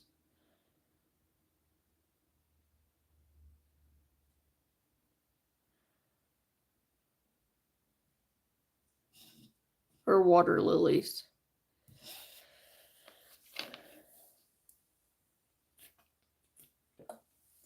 Fuck, Harry, I don't know. They're flowers.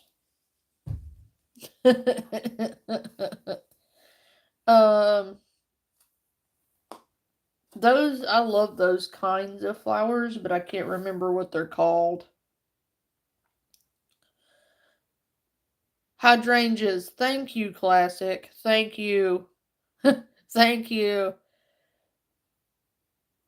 Thank you. Hydrangeas. Harry. He's right. I don't know why I couldn't think of it at the time, but yeah, those are hydrangeas. I completely forgot what the fuck they were called for a minute.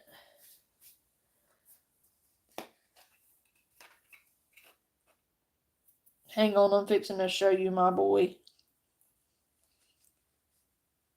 Him sleeping. Him's having sleepy time.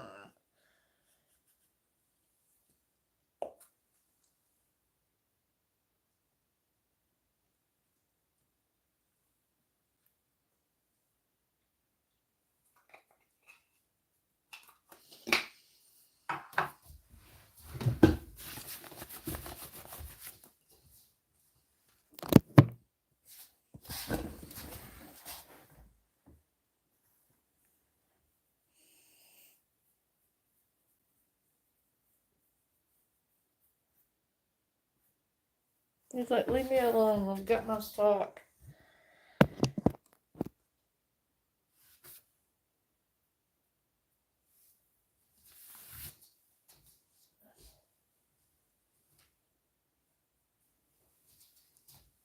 That sock on the bed is full of the crinkly paper.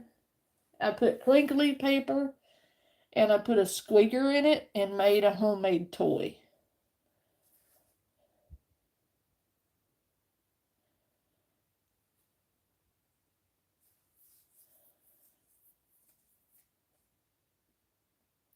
Yeah, they have a name for that. I can't think of it. It's where you don't like holes. It was old, maybe 60, 70 years if I had to guess.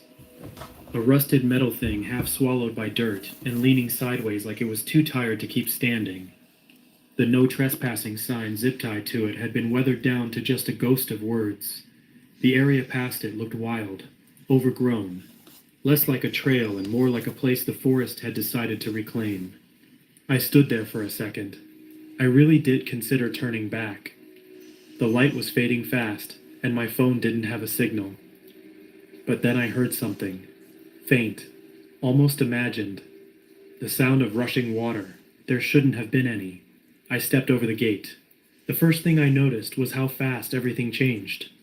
The dirt got softer, like it hadn't been walked on in years.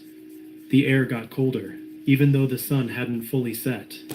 And the smell, it was faint but sharp, metallic, like pennies left out in the rain. I followed a narrow, downward sloping wash, ducking under low branches, and stepping carefully over rocks until I reached it. The creek. It wasn't very wide, maybe 15 feet across, but it was moving fast. Crystal clear water cutting through stone that looked almost black in the fading light. It felt off. Not wrong exactly, but out of place, like it didn't belong in this part of the canyon. And I'd hiked Sycamore Canyon a dozen times growing up. I'd never seen water run through this stretch, not even in spring. I turned on my flashlight. That's when I saw the footprints. They were on my side of the creek, maybe 10 feet from where I stood. At first, I thought they were human, bare feet, deep impressions in the sandy bank. But something about them made my stomach twist. The toes were too long, almost finger-like. The arch was too high, and the depth of the prints made no sense unless the thing that left them weighed 300 or 400 pounds. I crouched to get a closer look, sweeping my light over the prints. The mud glistened like it was fresh, like whatever made them had just been there. Then I heard it, my voice. Over here. It came from across the water, low, casual, almost like I was calling someone from behind a door. I froze. The flashlight beam jerked upward, slicing through the darkness on the far bank. Trees, rocks, movement. And then it stepped Well, we might be here, Capone. Thank you for coming.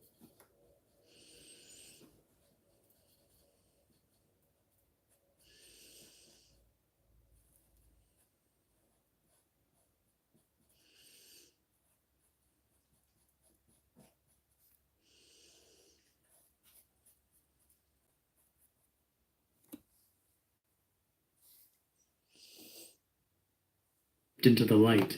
My brain couldn't register it at first. I saw a figure, humanoid, definitely, but warped. Its arms hung too long, the knees bent forward but too far, like they weren't built for walking upright. Its skin was pale and sagging, almost translucent, like it had been soaked in water for too long. And its head looked like mine, or was trying to. It was like a sculptor tried to make my face out of melted wax, close enough to make my stomach flip, but wrong in all the ways that mattered. Lips too wide, eyes too black. A grin stretched tight across the jaw like someone had stapled it in place. Over here, it said again. Same voice, my voice, but this time its mouth moved, badly. The words didn't match the motion. They came too slow or too fast, with gaps between syllables that didn't belong, like a recording that kept skipping. I backed up. My heel hit a rock and I stumbled. The flashlight dropped, rolling out of reach. When I looked back, it was gone. The far bank was empty, but the woods were silent now. Not quiet, silent. Even the creek had gone still. And that's when I heard the branches crack behind me. It was on my side of the water. I ran. No hesitation. No second guesses. I turned and ran like something primal inside me had taken over. I couldn't hear it at first over my own heartbeat, but a few seconds in, I realized it was behind me, following, stumbling, dragging, sometimes fast, sometimes slow, sometimes right next to me when I didn't hear it move at all, and then it started mimicking me again. "Help me!" it cried, voice breaking. "Please!" It wailed like a dying thing. It begged. It laughed. Every sound came in my voice. It sounded like me in pain, me sobbing, me screaming for someone to come back. I didn't stop. I couldn't. I crashed through brush and nearly broke my ankle on loose stone. But when I saw the faint reflection of my truck's taillights in the dark, I nearly cried. I didn't I cannot read your text messages when I'm live, when I'm recording from my phone. I can't access my text messages. So texting me right now would be absolutely useless. I'm just gonna throw that out there.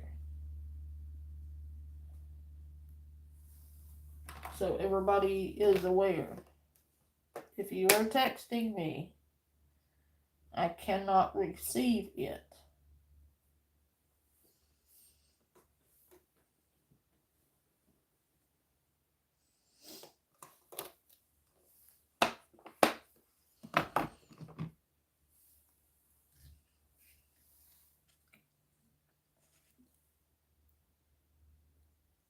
I can't get your message, Harry. I can't check it. I'm live streaming from my phone.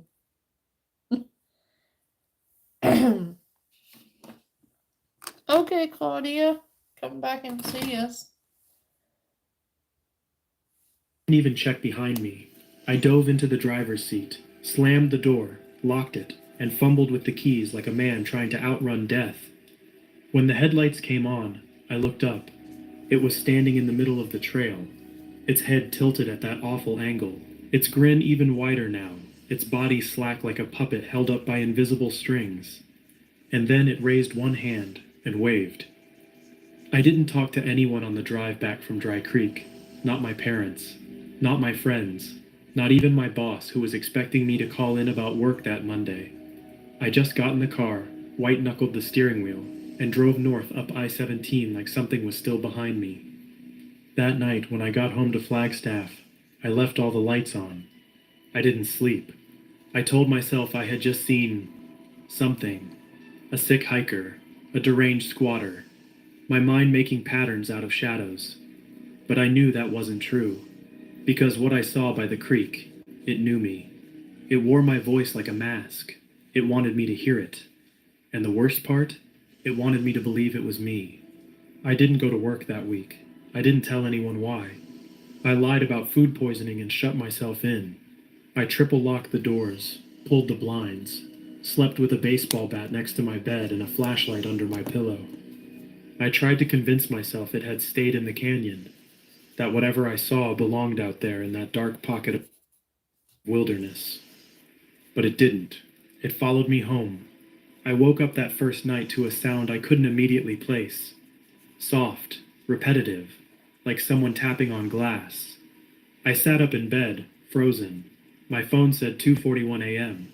The tapping came again. It was coming from my bedroom window. I live on the second floor.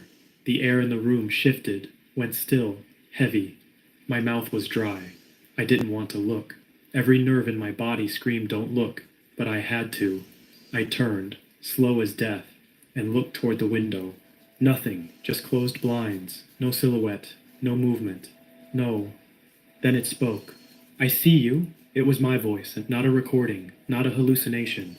My voice, whispering from the other side of the glass. I didn't move for the rest of the night. When the sun finally came up, I went outside and checked the ground under the window. Nothing. No footprints. No scuff marks. Just clean dirt and frost-covered gravel. I told myself it was stress.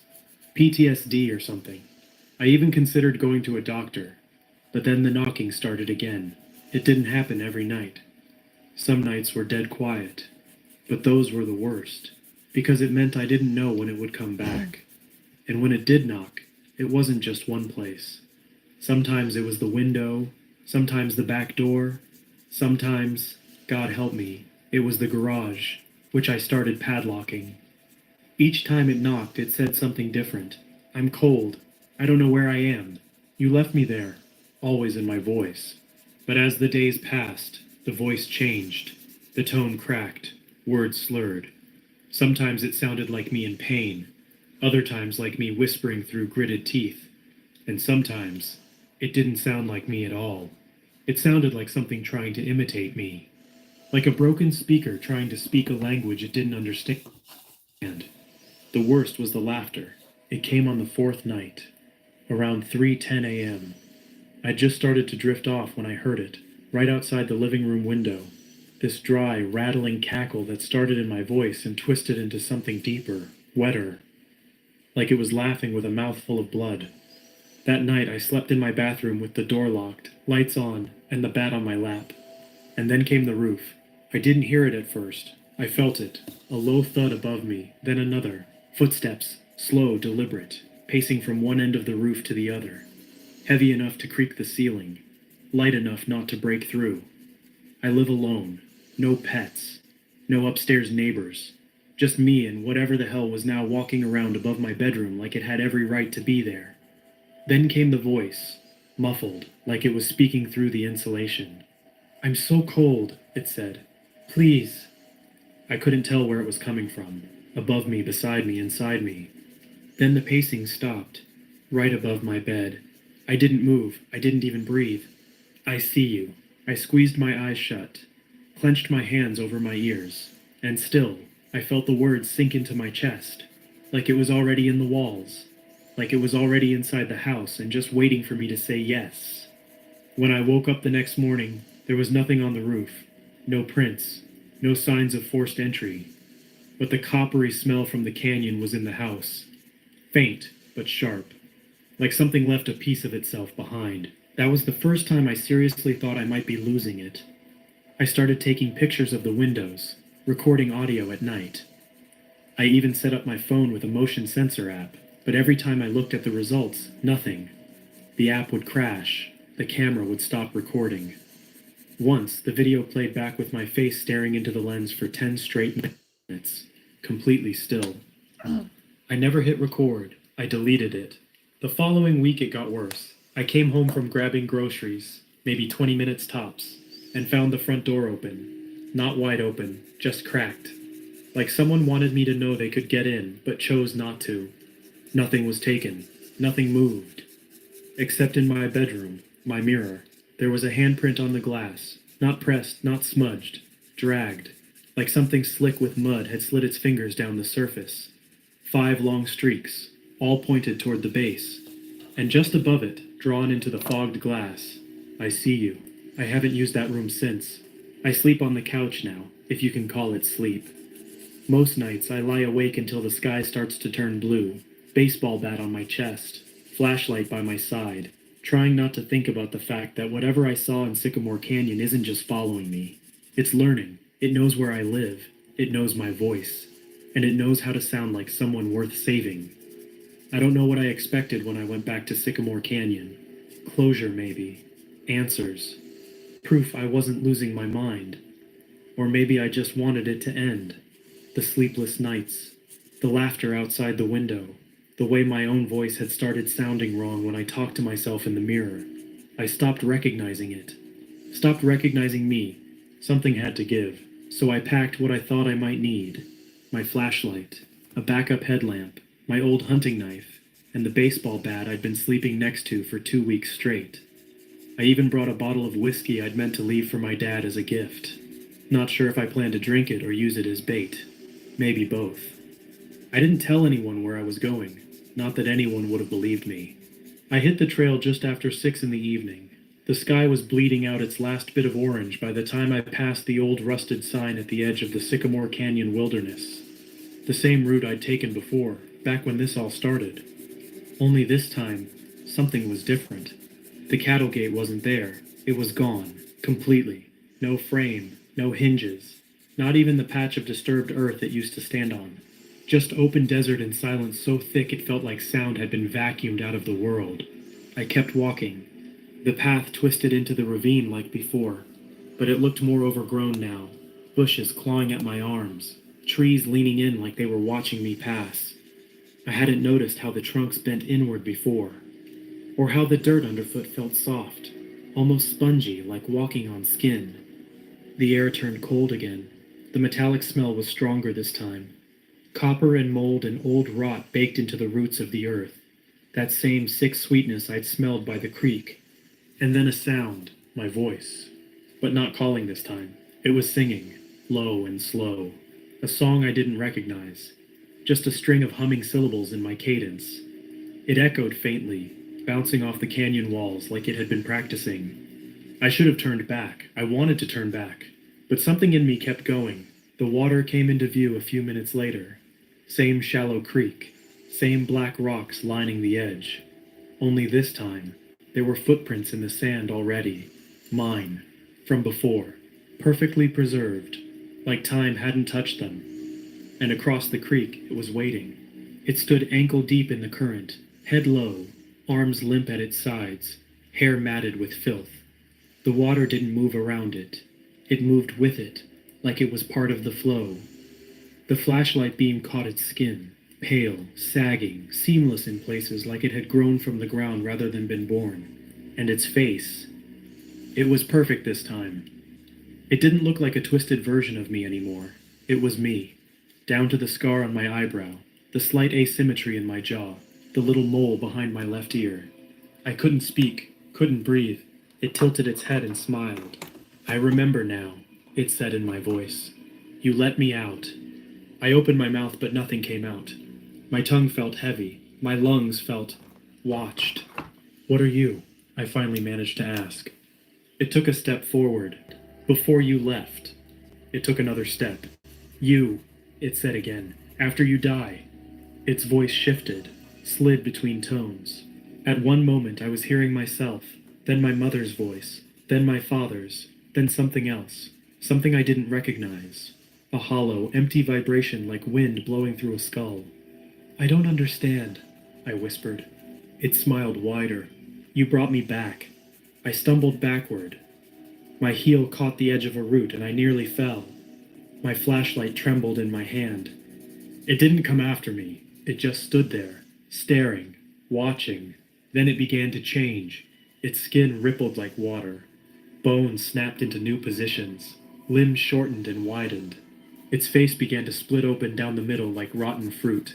Inside, something darker, wetter, eyes too many and too deep. It was wearing me. That's when I remembered the whiskey.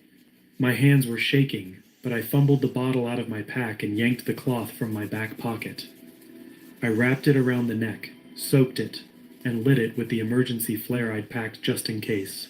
The fire whooshed to life, orange and wild. I threw it as hard as I could. It landed just in front of the creature, in the dry brush by the creek. Flames snapped to attention, rising fast. The thing didn't move. It just watched the fire, like it was curious. Then it opened its mouth again. Thank you. I turned and ran. Branches whipped at my face. Something screeched behind me, not a voice, but the sound of hundreds of voices breaking at once. I didn't look back. I didn't stop. I didn't care that I tripped twice, or that I dropped the headlamp, or that I couldn't feel my legs by the time I reached the road. When I saw my car, I sobbed. I drove until the sky turned gray behind me. That was 12 nights ago. Since then, the house has been quiet. No footsteps, no laughter, no voices begging to be let in. I've started sleeping again. I even spoke to my mom on the phone last night. I told her I was okay. I almost believe it. But this morning, when I went to brush my teeth, I saw something in the mirror. A handprint, just one. Clean, centered. The same shape as mine, but longer in the fingers. And behind me, from the hallway, I heard my voice say, "You're not done yet."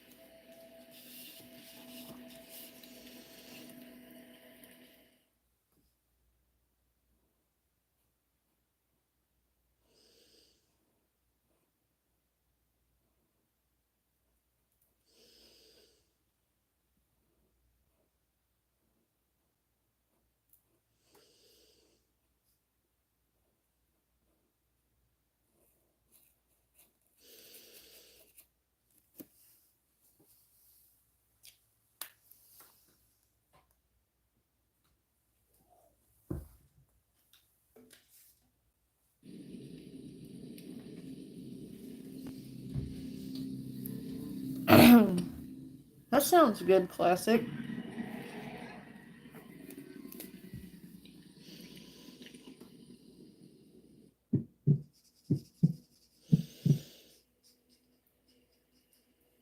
We reached our campsite deep in Canyon de Chelly, just as the sun dipped below the sandstone cliffs, painting them in deep hues of rust and violet. The desert heat that scorched us during the hike quickly surrendered to the crisp coolness of nightfall. Our flashlights danced across the rocky terrain as we hurried to pitch our tents beneath the towering cottonwoods, their leaves whispering softly as darkness closed around us. Jason, Amber, Maya, Caleb, and I had been friends since college, always seeking adventures in remote places, but this spot felt different, older, lonelier. I could sense an uneasy quiet clinging to the ancient canyon walls, heavy and watchful, as if the land itself held secrets we weren't meant to disturb. Once we got the campfire crackling, the comforting warmth briefly banished my unease. We settled onto fallen logs around the fire, tired but relaxed, joking about past hikes and minor misadventures. Caleb handed around marshmallows, which Amber eagerly skewered, the sweet scent mixing with the aroma of burning mesquite. As the stars came out, bright and impossibly numerous, Jason nudged me with a grin. Come on, Eli, tell us one of your creepy stories. You always have something that'll keep us awake. I hesitated, glancing at the flickering shadows cast by the firelight on the cliff face. It felt wrong to speak of dark things here, but my friends were insistent. Amber teased gently, and Maya leaned forward eagerly, eyes wide with expectation. All right, I finally conceded, clearing my throat. But just remember, you asked for it. I leaned in, lowering my voice for effect. There's an old Navajo legend. They call it the Skinwalker. It's said they're witches who've taken a dark path, learning to change their forms, shifting into animals or even other people. They're malicious, hateful beings who thrive on fear and chaos. The others chuckled nervously, exchanging glances. Jason rolled his eyes. Classic Eli. Ignoring him, I continued, deepening my tone. The Skinwalker hunts by mimicking voices, luring victims away from safety, pretending to be someone they trust. Sometimes you'll hear your own voice, echoing back at you from the darkness, twisted and distorted, just enough to unsettle you before. I paused dramatically, letting silence fill the gap. Before what? Caleb urged, a cautious grin on his face. I shrugged slowly. Before it takes you. My friends broke into awkward laughter, dismissing the story with exaggerated relief. Amber shook her head, muttering something about me needing better hobbies. But as their laughter faded, a heavy silence suddenly pressed down on us. Even the breeze had died, and the cottonwood leaves stilled entirely.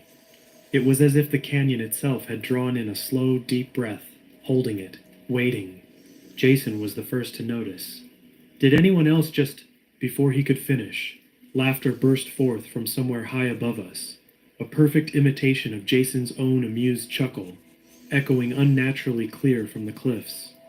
The sound felt profoundly wrong, mocking and distorted. My skin prickled as we all stared upward, faces illuminated in pale firelight. Very funny, guys, Jason muttered, clearly uncomfortable, scanning our faces for some admission of guilt. But the canyon was not finished. The laughter shifted seamlessly into screams. First Jason's voice, then Maya's terrified cry, followed by Caleb's desperate shout for help. Every anguished imitation echoed down from the cliffs, perfectly replicated with a chilling, malicious precision. Amber grabbed Caleb's arm, eyes wide in panic. Maya rose slowly, her voice trembling. That, that can't be one of us. That's impossible. We stared at one another, hearts pounding, all traces of humor gone. The night seemed colder now, the shadows deeper and more alive. I swallowed hard, regretting every word I'd spoken. The silence returned, but the damage was done. Something had hurt us. Something ancient and malevolent, awakened by careless words whispered around the campfire. And now, it knew our voices. My heart slammed against my ribs, beating frantically as adrenaline surged through me. We stood frozen by the fire, eyes locked on the towering canyon walls, our breath forming shaky clouds in the cold desert air. The echoes of our own screams had faded, leaving behind a dreadful silence so deep it felt suffocating. "We can't stay here," Amber whispered, her voice ragged with panic. "We need to leave. Right now." I glanced at the others, meeting their frightened eyes in the flickering firelight. Jason nodded quickly, his expression grim. "Grab essentials, leave the rest." We moved as one, gathering our backpacks, flashlights, and jackets.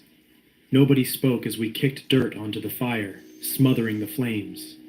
Darkness engulfed us instantly, thick and oppressive. Flashlights clicked on, beams of trembling white slicing through the inky night, illuminating twisted tree limbs and ancient rocks that now seemed sinister and alive. I took the lead, my feet crunching nervously on loose gravel. Every shadow felt like it hid something watching, something waiting. I kept my eyes forward, focused only on the narrow path illuminated by my shaking flashlight. Caleb suddenly stopped, raising a hand sharply. "Wait," he hissed. We froze, listening intently. My breath sounded loud and ragged in the eerie stillness. Then, faint but unmistakable, I heard it. Footsteps above us, soft and rhythmic, pacing along the ridgeline high on our right. "Something's up there," Caleb whispered urgently, pointing toward the cliffs. I lifted my flashlight, catching only glimpses of shadowy movement slipping effortlessly between moonlit boulders. Whatever it was matched our pace perfectly, keeping us in constant sight. "Coyotes," Maya said weakly, desperation creeping into her voice. "It has to be coyotes." But as I stared, dread tightened like a fist in my stomach. The shapes moved with an eerie fluidity, too precise, too deliberate. Coyotes would scatter, make noise. These figures were silent, careful, their movements disturbingly human.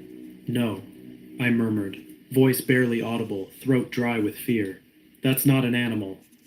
Another voice came from the darkness, a twisted echo of my own words drifting down mockingly from above. "Not an animal." I shivered violently, the beam of my flashlight shaking uncontrollably. Maya clutched my arm hard enough to hurt, her breath hitching in sharp gasps. "Keep moving," Jason growled behind me, his voice tight with barely contained panic. We surged forward, feet stumbling over stones and tangled roots, desperate to put distance between us and the stalking shapes above. Every rushed step, every gasp and whispered instruction was cruelly echoed from the darkness, twisted into something sinister, taunting us relentlessly. Caleb, always steady and confident, suddenly broke into a full sprint, bolting ahead down the trail. His flashlight beam jerked wildly as he disappeared into the blackness. "Caleb!" Amber screamed after him, her voice cracking. "Don't split up!" But his pounding footsteps quickly faded into silence. Seconds stretched into eternity as we stood rigid, straining to hear.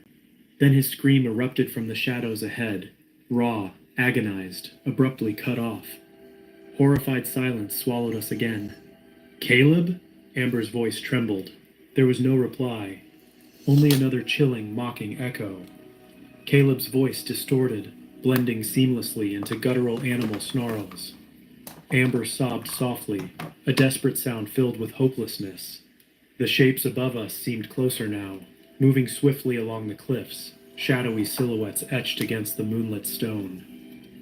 "We have to go," Jason urged frantically, pushing us forward. "Now!" I forced my legs to move, heart hammering painfully, my mind racing with terror and guilt. We'd left Caleb behind, but there was no going back now. The darkness was alive, watching, closing in around us, whispering our names in voices disturbingly familiar yet horrifyingly wrong. Whatever haunted this ancient canyon knew exactly who we were, and it wasn't letting us go easily. We ran blind through the darkness, our feet barely keeping traction on the loose gravel. My flashlight swung chaotically, casting distorted shadows that danced along the canyon walls like twisted specters. Every pounding heartbeat echoed painfully inside my chest. Caleb's screams haunted me, the memory sharp and raw, driving my desperate flight. The trail narrowed abruptly, hemmed in by walls of jagged sandstone. Ahead, Jason stumbled, nearly falling face first into the dirt. Amber yanked him up roughly, urging him forward. "Keep going. Don't stop." A quick glance upward revealed the figures still pacing us effortlessly, their outlines stark against the pale moonlight. My stomach churned. Whatever they were, they moved with chilling ease, each step precise and deliberate as if toying with us. "Don't look at them," I shouted, remembering the old stories I'd foolishly recited earlier. "Just keep running." We rounded a sharp bend and my blood froze. A solitary figure stood perfectly still, blocking our narrow path, silhouetted grotesquely by moonlight. I slowed instinctively, nearly losing my footing. The figure twisted unnaturally, joints bending at impossible angles, limbs stretching and shrinking, contorting silently into nightmarish shapes. Amber screamed, pressing a hand over her mouth. "Oh my God, what is that?" Jason hesitated, his voice ragged with fear. "We're trapped." "No!" I shouted, the panic breaking through. "It's a trick! Don't stop! Go around it!" I surged forward, ducking my head, squeezing past the horrible shape. Cold, fetid air brushed my cheek. An angry snarl hissed inches from my ear. Pure primal terror erupted within me, and adrenaline pushed me on, faster, harder. Amber and Jason followed, breathing in harsh, panicked gasps. The incline steepened as we neared the canyon rim, and I glanced behind us, regretting it instantly. Shadows flooded the trail, limbs and figures stretching and morphing, skittering rapidly in pursuit, their eyes catching the moonlight, glowing with malevolent hunger. Jason's breath came in frantic wheezes. Amber stumbled, sobbing, exhaustion beginning to claim us all. I reached back, grabbing her trembling hand, dragging her forward. "We're almost there. Just keep moving." The horizon began to pale faintly, the promise of dawn just beyond reach. The shadowy pursuers drew closer, growling softly, voices merging into distorted whispers, our whispers, calling our names, pleading for help in Caleb's voice, chillingly real. A clawed hand brushed my jacket, snagging briefly. I jerked free, feeling the fabric tear, stumbling upward. Another snarl erupted behind us, rage and frustration evident in its tone. Amber screamed as something tugged at her backpack. She yanked free desperately, discarding it without hesitation, racing onward beside me. Finally, we crested the canyon's rim, collapsing onto flat ground, gasping for air. The first rays of sun broke the horizon, golden and warm, spilling across the desert landscape. I rolled onto my back, half expecting to be grabbed and dragged back down into the darkness. But the figures stopped abruptly, lingering at the canyon edge, their outlines blurring in the morning light, shifting uneasily. They paced anxiously, snarling, growling low and guttural, angry but seemingly unable, or unwilling, to follow us further into daylight. We watched helplessly as they melted back into the canyon's shadowy depths. A final, mournful howl rose, echoing in our ears, the distorted, familiar voice of Caleb woven hauntingly into it. A final taunt as dawn reclaimed the canyon. We staggered to the car without speaking, shaken and broken. As we sped away from Canyon to Shelley, the weight of silence filled the vehicle, punctuated only by Amber's quiet sobs. Days later, search teams scoured the canyon for Caleb, finding nothing. No body, no trace, just empty desert and relentless silence. I understood then, with sickening certainty, that the ancient evil had claimed him, adding Caleb's voice forever to its mocking chorus. We never returned to that place, nor spoke openly of what happened.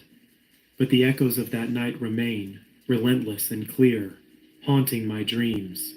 A grim reminder of the ancient shadows waiting patiently in Canyon de Celli for those foolish enough to doubt their existence.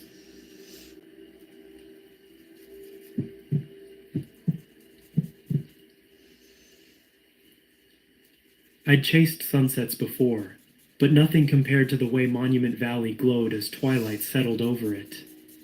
The massive sandstone towers stood silent, almost otherworldly, silhouetted against the fading amber sky. It was my last day out here, a solo photography trip intended as a creative reset. Tomorrow I'd be heading home, back to the noise and lights of the city. But tonight, on impulse, I'd taken a rough dirt road, thinking I could capture just one more perfect shot near the totem pole rock spire. The road wasn't marked, barely wide enough for my car. Red dust kicked up in clouds behind me as I bounced slowly over ruts and potholes. My GPS had lost signal. There we go. Not the hiccups. That one's finished. Now all I have to do is put on the glue and stitch stickers.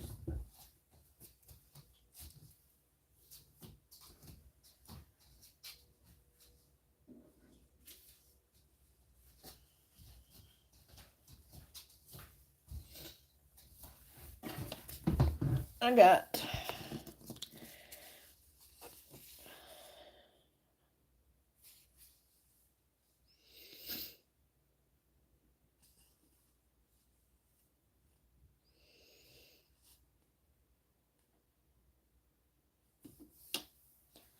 I think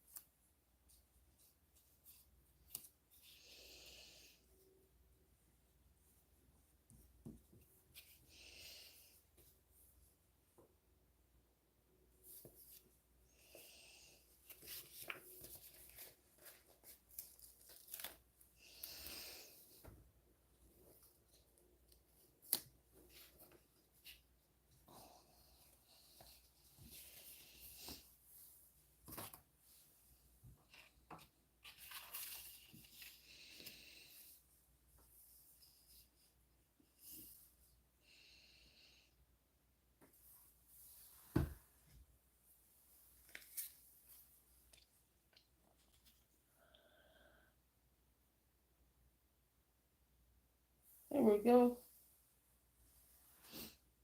And now I need to sign it.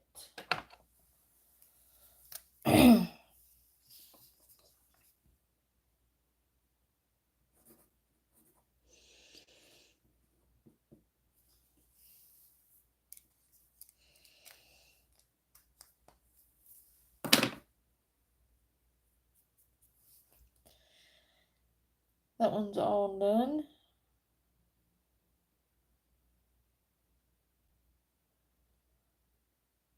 Does anybody want that one? I know occasionally my audience wants some of the ones I finish.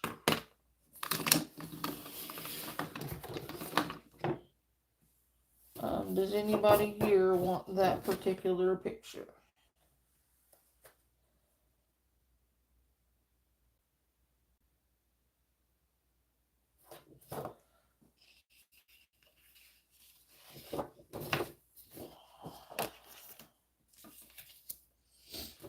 Those aren't lilies.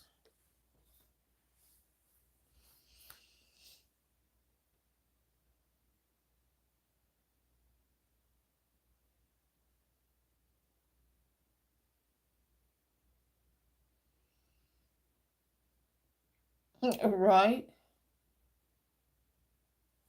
Miles ago. But I wasn't worried. Yet. After all, I'd studied maps before heading out here. Kayenta wasn't far, just a half-hour drive south at most. If I turned around now, I could still make it back to my motel before full dark. But I didn't turn back, and soon the desert decided for me. A sudden cough from the engine jerked me to attention. My dashboard lights flickered, the radio crackled static, and then, without warning, the engine sputtered once, twice, and died.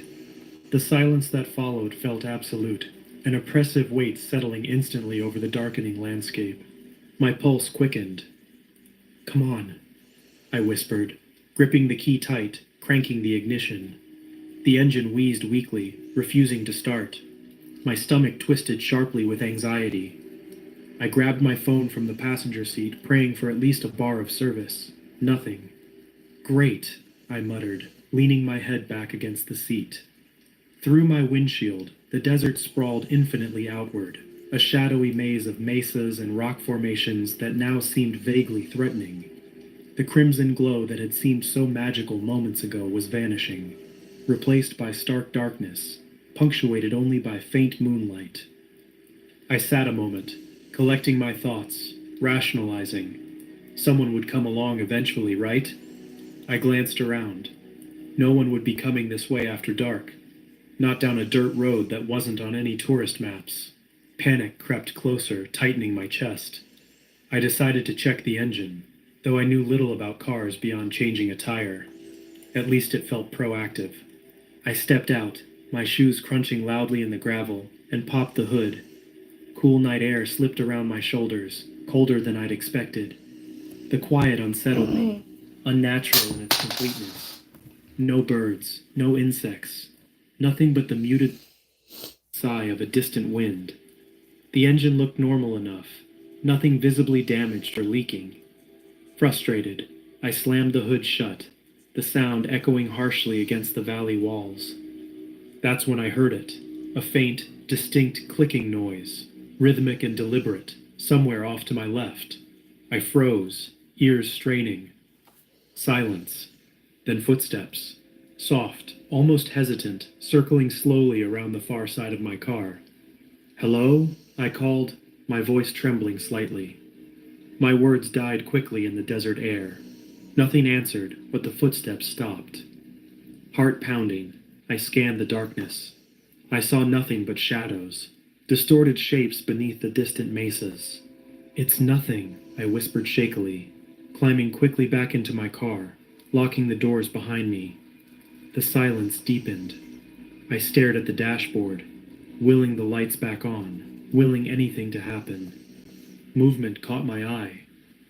Far out, atop a distant rock ledge, a figure shifted suddenly. I squinted, desperately trying to make sense of it. It moved fluidly, too fast, shifting abruptly from human-like to something animalistic, hunched and agile. Goosebumps prickled my skin. "What was that?" I breathed, gripping the steering wheel. My instincts screamed danger, but reason fought back. Shadows played tricks at night. Maybe just a desert animal, a coyote, a bobcat. Maybe nothing at all. I reached down, fumbling with the ignition again, but still the car refused to start. Panic rising, I glanced toward my camera bag on the passenger seat, my hand trembling as I reached for the flashlight tucked within. As I flicked it on, a harsh white beam illuminated the dusty road ahead, starkly highlighting the eerie emptiness of the valley around me. Then my camera shutter snapped, a sharp electronic click. I jumped, startled, whirling around, grabbing the camera. My breath caught as I stared down at the screen, a sick dread settling heavy in my gut. I hadn't touched the camera. I hadn't even turned it on. But there it was, an image glowing on the small screen, slightly blurred from the low light but unmistakable. My car, surrounded by darkness. And directly behind it stood a figure, tall and thin, facing toward me. My breath quickened into short gasps as my fingers fumbled desperately to delete the picture. I shut my eyes, swallowing the fear rising like bile. "It's a glitch," I told myself. "A camera error. Maybe the heat or..." Another sharp click pierced the silence. My eyes snapped open, and dread flooded every cell of my body as the same image appeared again. Only this time, the figure had moved closer, now standing just behind my rear bumper. I spun around in the seat, flashlight shaking violently in my hands. I stared through the rear windshield into black emptiness. Nothing was there. Not yet. But something was out there, something moving toward me, something watching from the darkness. And now it knew that I knew it was there. For what felt like eternity, I sat frozen, eyes locked on the impenetrable darkness outside the car. My breath fogged the windows slightly, obscuring my already limited view. My flashlight trembled in my hands, sending erratic beams of white across the empty road, the rocks, the barren landscape beyond. Every muscle in my body felt knotted, tense with a fear I'd never experienced before. A deep, primal sense that something was terribly wrong. The silence was suffocating. Then, without warning, every light in the car flickered once more and went completely dark, leaving me isolated in complete blackness. My heart lurched. I hit the ignition again, turning the key in desperation. Nothing, no clicking, no sputter, just the deafening emptiness of a dead vehicle stranded on a desolate road. My breathing quickened, and in the absolute silence that followed, I heard something new. A soft, deliberate tapping, gentle but persistent. Tap, tap, tap. The sound came from the passenger side window. My blood ran cold. My mind screamed at me not to look, not to turn my head, but something compelled me to glance toward the source. At first, I saw nothing but my own reflection, pale and frightened in the glass. But as I focused beyond, the outline of a figure slowly emerged. It stood close enough for me to make out details. A frail, elderly man dressed in traditional Navajo clothing, his face deeply lined, his hair thin and silvery beneath a wide-brimmed hat. He looked harmless, even frail, yet my skin crawled as his eyes met mine through the thin glass. "Please," he said softly, his voice muffled by the window but clear enough to send chills down my spine. "Please help me. My son. He's lost. He went into the desert, and he hasn't returned." A rush of conflicting emotions surged through me. The instinctual urge to help clashed violently with the gut-deep feeling of dread that radiated from this man. My mind raced, debating my options, but caution won. I cracked the window barely an inch, heart thumping hard enough to hear in my own ears. "Do you have a phone?" I asked, my voice unsteady. He shook his head slowly, never blinking, never breaking eye contact. "No phone," he replied softly, his voice almost sing-song, hypnotic in the way it curled gently through the crack. "Please, he's just over there, near our hogan. It's not far." My eyes flicked in the direction he pointed. There was nothing but inky blackness and empty desert. "You shouldn't be here," the old man whispered suddenly, his voice changing slightly, deeper, harsher. "Not on this land, not tonight." My breath caught sharply. "I'm sorry," I said weakly, my throat dry and tight with fear. "I can't leave my car." He stared silently for a long moment, his expression never changing, the emotionless gaze sending a ripple of cold down my spine. "You're safer with me," he murmured softly, leaning closer, pressing his thin fingers gently against the window. "Come with me now." My instincts screamed. Every fiber of my being told me to pull back, lock down, retreat. But something drew my eyes involuntarily toward my side mirror as he leaned in, fingers still pressed softly to the glass. The mirror distorted him somehow. His face wasn't right, stretched oddly in reflection. My heart stopped as I watched his image twist, his features elongating grotesquely, his jaw dropping into an unnatural grin, teeth sharpened into jagged points, eyes becoming hollow sockets dark as pitch. I gasped and jerked away, rolling up the window as fast as my shaking fingers would allow. He moved quickly now, circling the car with terrifying agility, tapping insistently on every window in succession. Tap, tap, tap. He moved fluidly, 1 second elderly and fragile, the next predatory and wrong. His limbs contorted bizarrely, bones shifting visibly beneath his clothing, his shadow dancing wildly under the moonlight.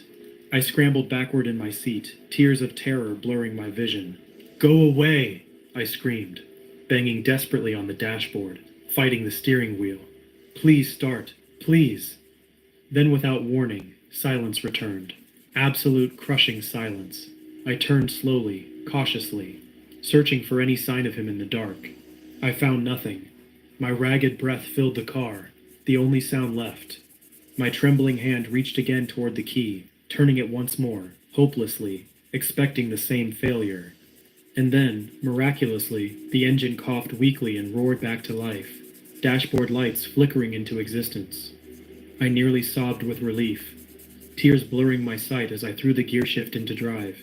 But as I slammed my foot down onto the gas, a heavy weight crashed onto the roof, sending the car shuddering violently beneath me. The metal above my head dented sharply inward, claws or fingers scraping horribly against steel, a snarling guttural growl rattling my teeth. I screamed, gripping the wheel tighter, speeding wildly down the narrow dirt road, praying I could shake whatever nightmare clung to my car. The road ahead stretched endlessly, darkness pressing in from all sides, and in my rearview mirror, I saw nothing but shadows chasing me through Monument Valley, relentless and hungry in their pursuit. My foot pressed harder on the accelerator, the car fishtailing on loose gravel as I sped blindly through the desert night.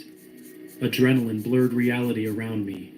Behind and above, claws or hands, I couldn't tell anymore, scraped and thudded violently against the roof, sending vibrations of pure terror down my spine. I swerved left and right, desperately trying to shake whatever monstrous thing clung so determinedly to my car. Get off!